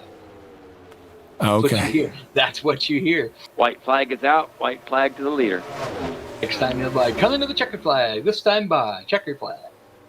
Nice. He's like if you were to download an app. Yeah. And now the checkered flag is up. Yep. Waiting for Jeremy McAnafee to take it. Like I said, we can't thank him enough. He does an awesome job of this, and as one of the guys that usually races out here, we appreciate everything he does.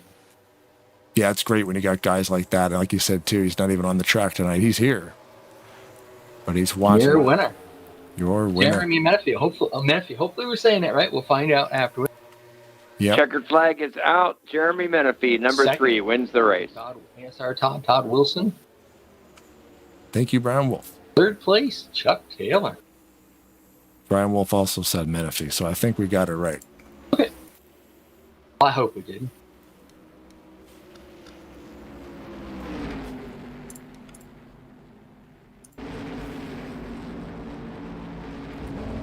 Focus on Menifee there to see if he's going to burn it down a little bit.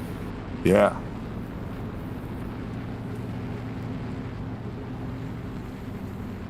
It was a good race. I was going to say it's a great race. Didn't even need overtime. We got the extra 90 laps on the clock just in case, or the total 90 on the clock, just in case we needed to pad it with a green-white checkered, get a green finish. Yep. Did not require that. We had 5 yellow flags tonight, 19 under yellow. And Chuck Taylor has the fastest lap on the evening with a 201.361. So he was going to get the bonus points for the most laps left.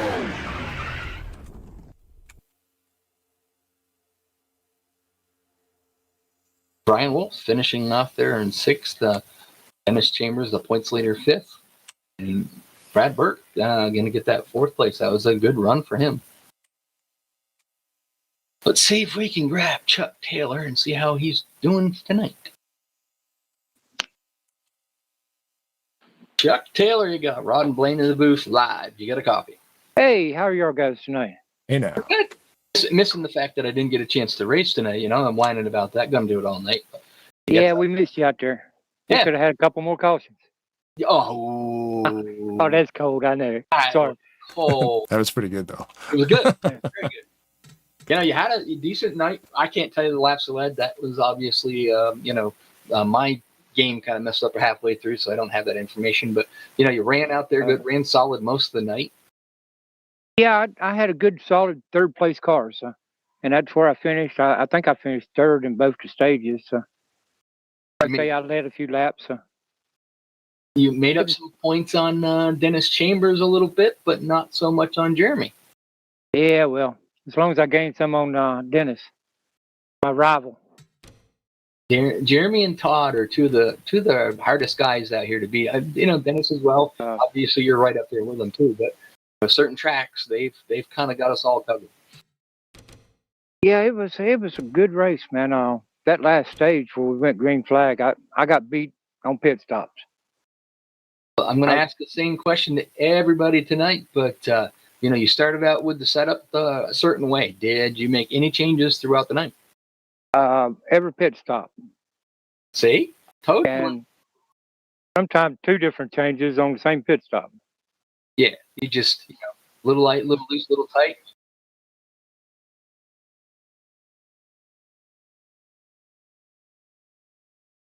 Well, I got the car kind of set up for a long run. And on the long run, it kept getting tight on me. So I kept trying to to loosen it up a little bit on the longer run. It's actually helping. And you probably did that by increasing the right rear or decreasing the left rear. Yeah, I messed with the track bar a little bit and some air pressures. Yeah. That's very, very cool.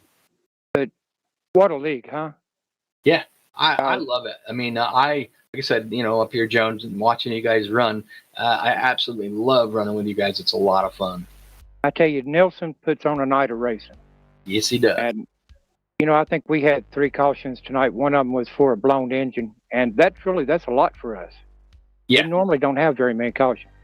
We usually have 2 cautions a night. That's the 2 stages. And maybe every once in a while we have one, just something happens. And, that's racing. And it's always tight racing. And Nelson does such a good job putting this on. Yes, he does. It's great. And I'd like to thank him and Fluid Racing and, of course, Brian and you guys, man. Chuck, appreciate y'all putting this on TV for us. I haven't get a chance to ask Blaine if he wanted to ask you another question, and you're already thanking everybody and getting ready to go. Oh, sorry.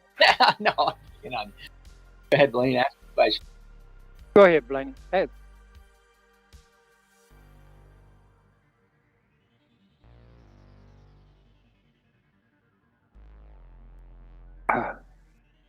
I tell you, it was tight. We were running about the same speed tonight, 3 of us up there. And what was our top speed going down the front straightaway? 209, 208? 10. Oh, really? Wow. Damn. I saw you hit 210 going into turn 1. Wow, don't have time to look, so I didn't know what we were turning going in it. You were hauling the mail for sure. It was a great race. Jeremy had his cover tonight, though. He had a setup in it. He usually does, but every time I've seen him, he's usually pretty well spot on. He gained on us a lot, too, pitting early. I didn't think he would gain that much. I figured we would catch it up on the back end, but I screwed up pit stop, so. All right, buddy. Well, congratulations on your 3rd place. That'll help you out in your points, and I'll give you a chance. I know you started thanking people, but we'll give you the chance to thank the people that you'd like to thank. The floor is yours.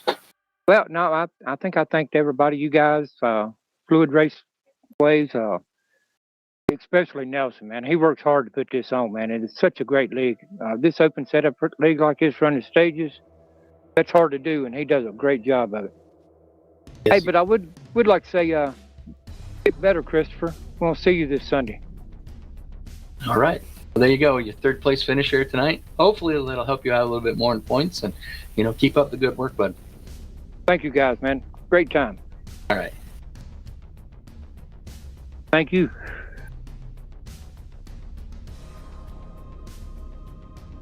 All right, the guy that's won 5 races this season so far, and hasn't run all the races, but he has run 5. He's currently got himself up there and did the top 5 in points. Comes out 2nd. You let Jeremy beat you tonight, Todd. I did. He was tough to beat. We passed him on that green flag run before the last pit stop, and but he must have had a great stop on that last one, and I just couldn't catch him. I was doing everything I could. I was pedaling as hard as I could, and just came up a little short. So we're going to ask you the question I've asked everybody so far we've interviewed. Did you make any changes from the start of the race on the car during the race? Yeah, so actually I made a change before we took the green flag. And that's why I spun out on lap 2 or 3 or 4, whatever it was at the beginning of the race. And I told one of my buddies in here, I said, I just made, I think, a very bad mistake. I just made an adjustment before the race started. And sure enough, it loosened up the car just enough and kind of snapped loose coming off of turn 2 and couldn't hang on to it. But so I undid that change. But other than that change, it was pretty much the same, but I had to make that change in order to prevent, causing another caution. But you may have gotten loose there, but that was a heck of a drive to basically 360 the car, drop 2 gears and go. I mean, almost, other than the fact that, you slid across in front of a car and they didn't hit you or nothing, but it almost could have been a non-caution situation. You were literally driving it the whole time, drop 2 gears, like I said, and you were gone.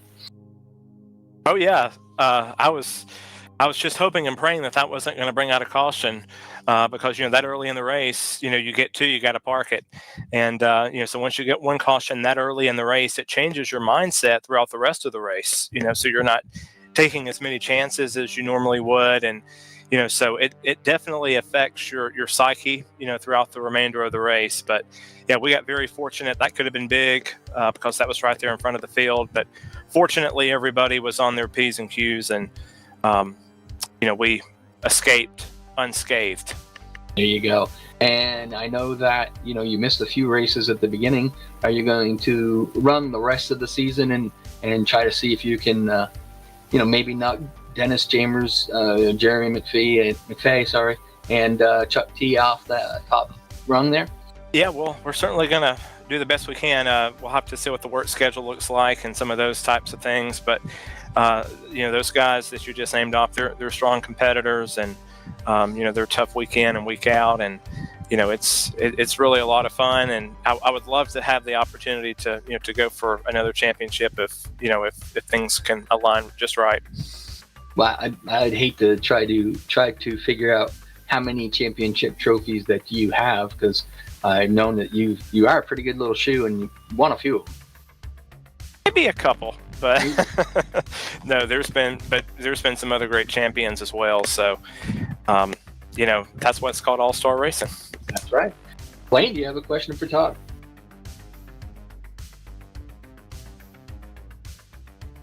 It's pretty.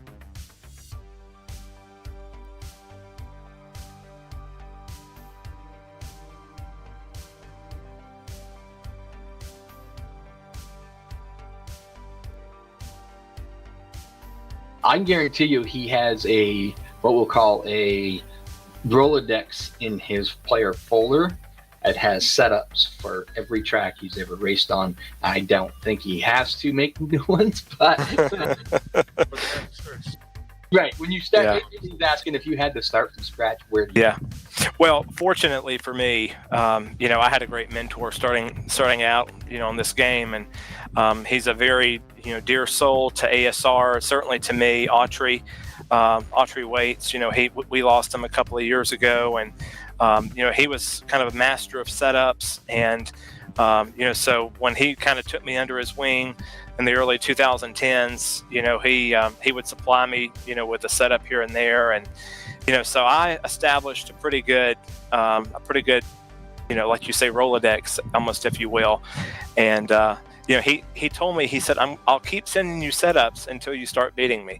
And so, but no, we miss Autry dearly. And, there's not a race that goes by when I'm not, thinking about him, and certainly not a day that goes by, when we don't think about Autry, because he is, ASR is a paler place without his quick wit, his setup expertise, and his ability to kind of make you laugh and to make some good jokes. So, but yeah, that's my secret. So where I go would be Volker Hackman setup. Now, you've probably heard of them, Todd. Oh, absolutely. No, that is a that's where I start. That's a great base. I totally agree with you on that. Yep, that is for sure. All right, so we'll give you a chance to thank anybody. Well, congratulations on finishing second. The rest of the season, I will be here next week. Watching you guys off in the distance, coming back there. Struggling a little bit, but we'll give you a chance to thank anybody you would like to thank for getting you here and whatnot. So the floor is yours. Yeah, absolutely. So first and foremost, thanks to you guys. For broadcasting, doing such a great job. Making us look great out there on the track. Got to thank Postal. Nelson, the admin on Wednesday nights, he does such a great job. There's not a better person in the business, I don't think, that can do all that he does. I'm sure you guys documented that in the broadcast. Got to thank the principal sponsors of the race tonight. David Shin, the Parts Barn, and Bryant Motorsport Auto Sales, and of course Brian Wolf. For all he does, he's so great at what he does. He's a great promoter. If the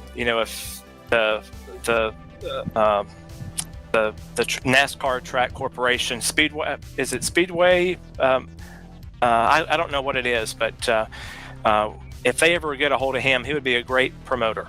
So we don't want to lose him to them. But so we got to thank Brian for all he does. And also tonight, he also puts on a very special race for the Cannon Memorial Race, and the track that we use is a very similar sister track to the one that we ran tonight. And of course, I thought about the Cannon races that we've ran, and certainly his legacy, his memory, all that that we do for that race. And so just really proud to bring home second place tonight, and wish we could have been one spot better, but it is what it is, and hey, that's what brings us back next week, and we'll keep on digging.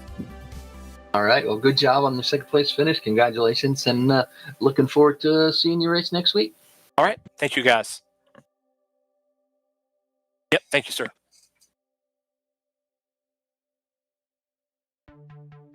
All right, Jeremy, you got Rod and Blaine in the booth live. You get a copy?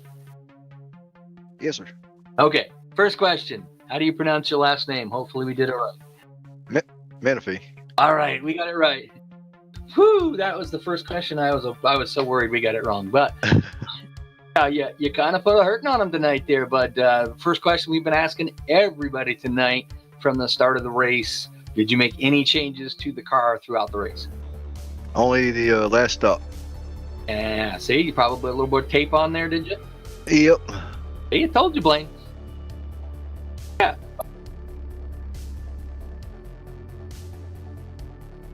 It wasn't quite as fast, so but you really did kind of put a hurting on him there pretty good. Your strategy was awesome there. You short pitted a little bit on that last run, which definitely paid off. Yeah, I learned a lot too in that practice. So when Todd finally showed up and got running out there with him, that I had to make a gear change and all during that time. That's another thing we never thought to talk about too. Gear changes is very important, especially on a track where you might think, you want to get a little bit better fuel mileage. You lower your gear down a little bit so you're not turning as much RPM around about way. You get better gas mileage. Yeah, I don't have many setups for the grip track, so when I'm using the original version tracks setups that I used to have, and I had to make a lot of adjustments to it. So I'm only going to get better at them as get back and forth to the track. Yeah, like I was talking earlier before with Todd there. My always go-to is to throw the old Volker Hackman in. First thing you have to do every time is change the brake bias because it's at 50, and then you go out and try it and then make changes from there. I used the old MB set tonight. Yeah, there you go.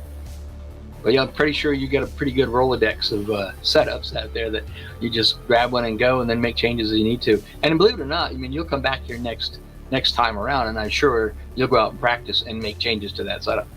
Yeah, as long as I got Todd out there. Yeah. All right, Blaine, do you have a question for Jeremy?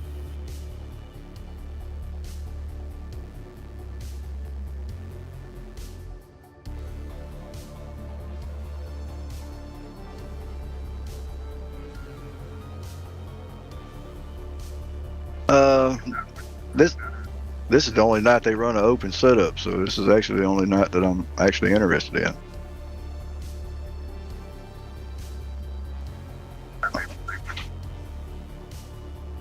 No, I've never seen that here. We used to do that a long time ago with other servers, but I hadn't seen that in a while.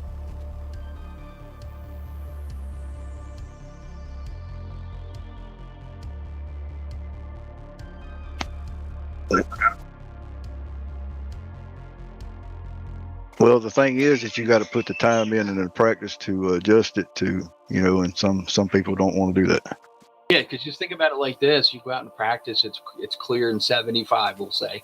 You go out to, qualifying, clear 75. You go out and, happy hour, it's clear in 75. And then you get to the feature and it's 65 and cloudy. And literally that's a gear change. That's a right rear spring change. That's, a lot of changes because the track, the gear, you have to change the gear because you'll turn more RPMs in the cloudy weather.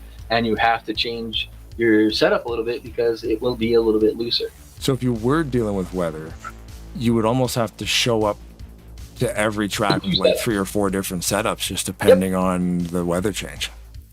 You need to work your setup to have a change, because if you run a 50% race, I noticed back in the day when we done that on this sim here, once you got to that 50%, it had like another different phase to the track. It would go from one temperature down if it was up high, it'd go lower.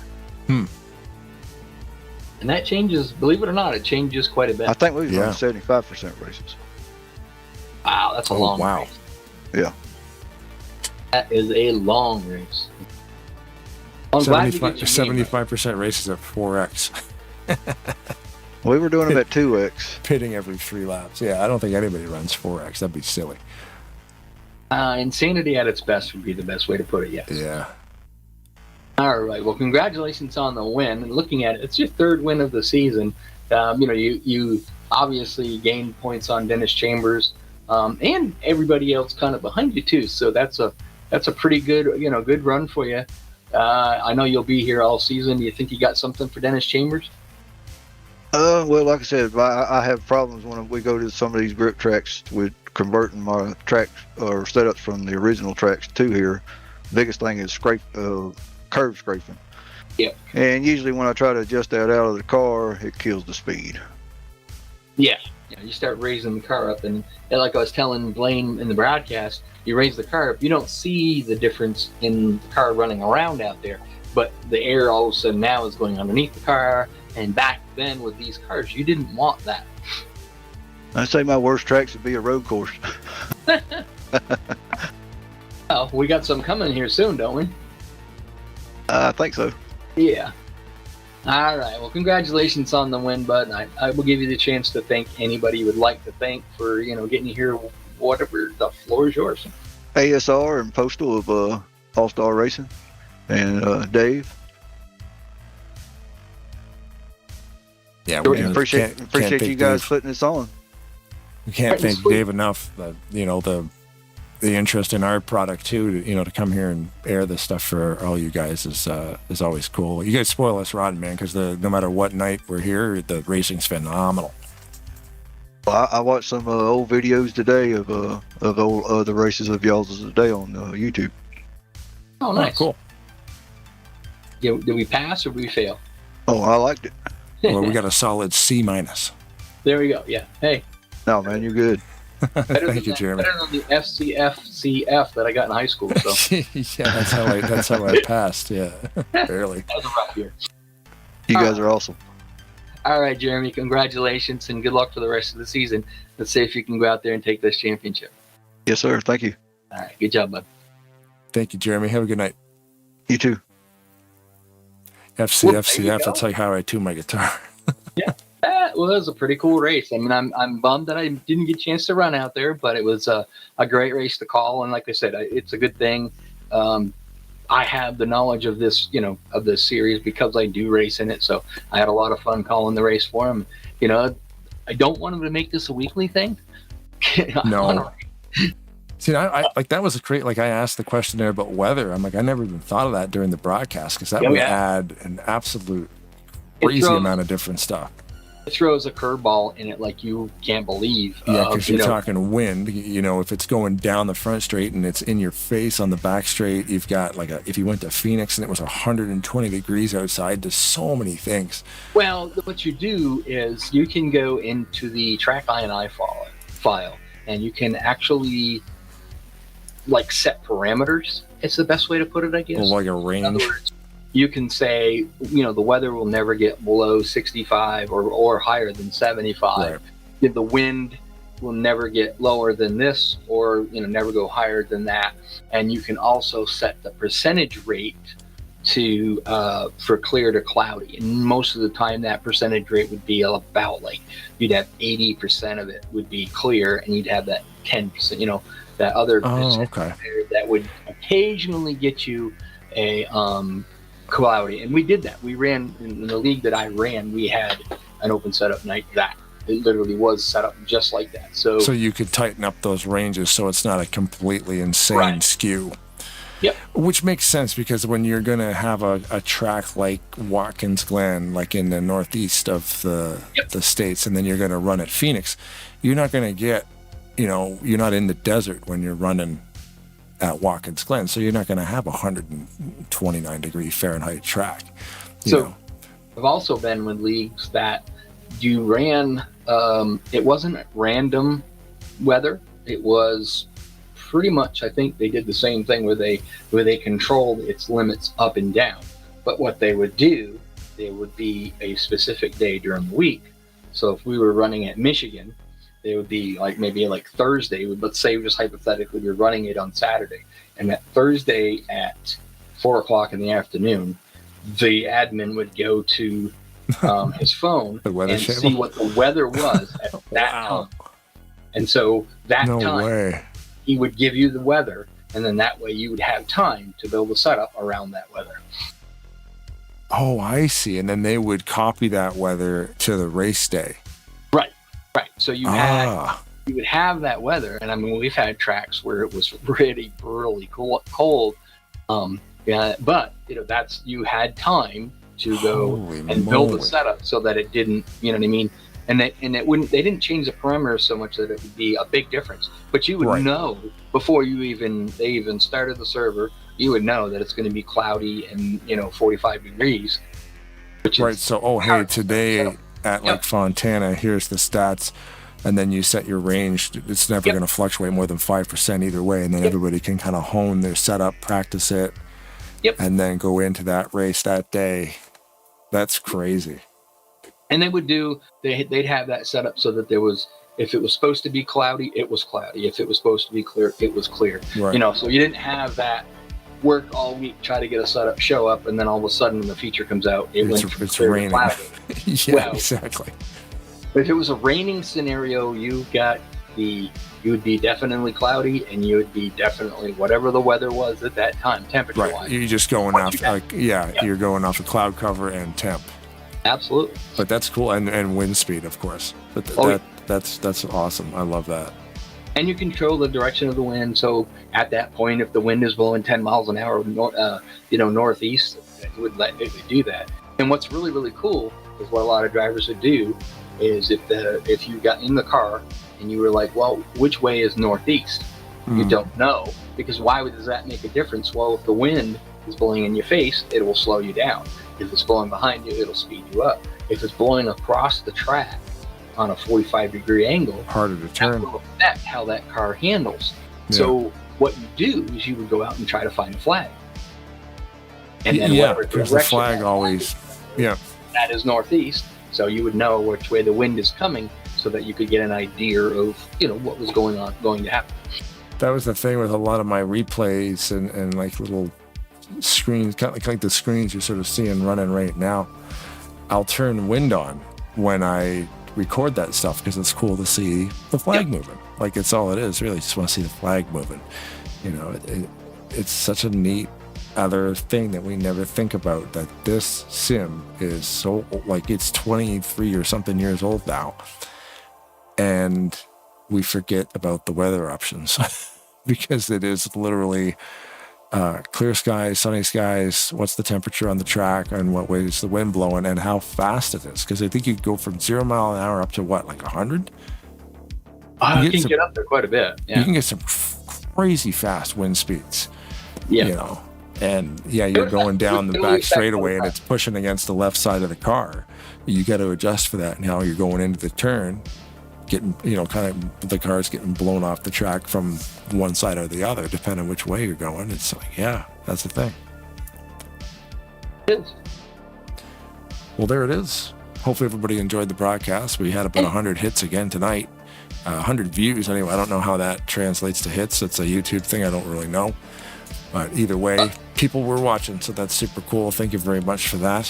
Thanks again, obviously. 41 subscribers, so we're getting closer to that. Cool. 500. Yeah, that's pretty cool. Congratulations, Jeremy, on his win, though. That was an awesome run. Used great strategy. Todd was right there, and so was Truck T. And the other guys weren't too far behind him, but Jeremy pulled it off. And congratulations on his great win tonight. Yeah, I mean, this whole field was crazy. I mean, there's only 11 cars, but man, we had a lot of fun doing this. I kind of happy that there wasn't like 35 guys out here, because that'd have been nuts trying to keep a hold of all that stuff. Yeah, but, and I want to see more people in here. It is a great league, but you know what I mean.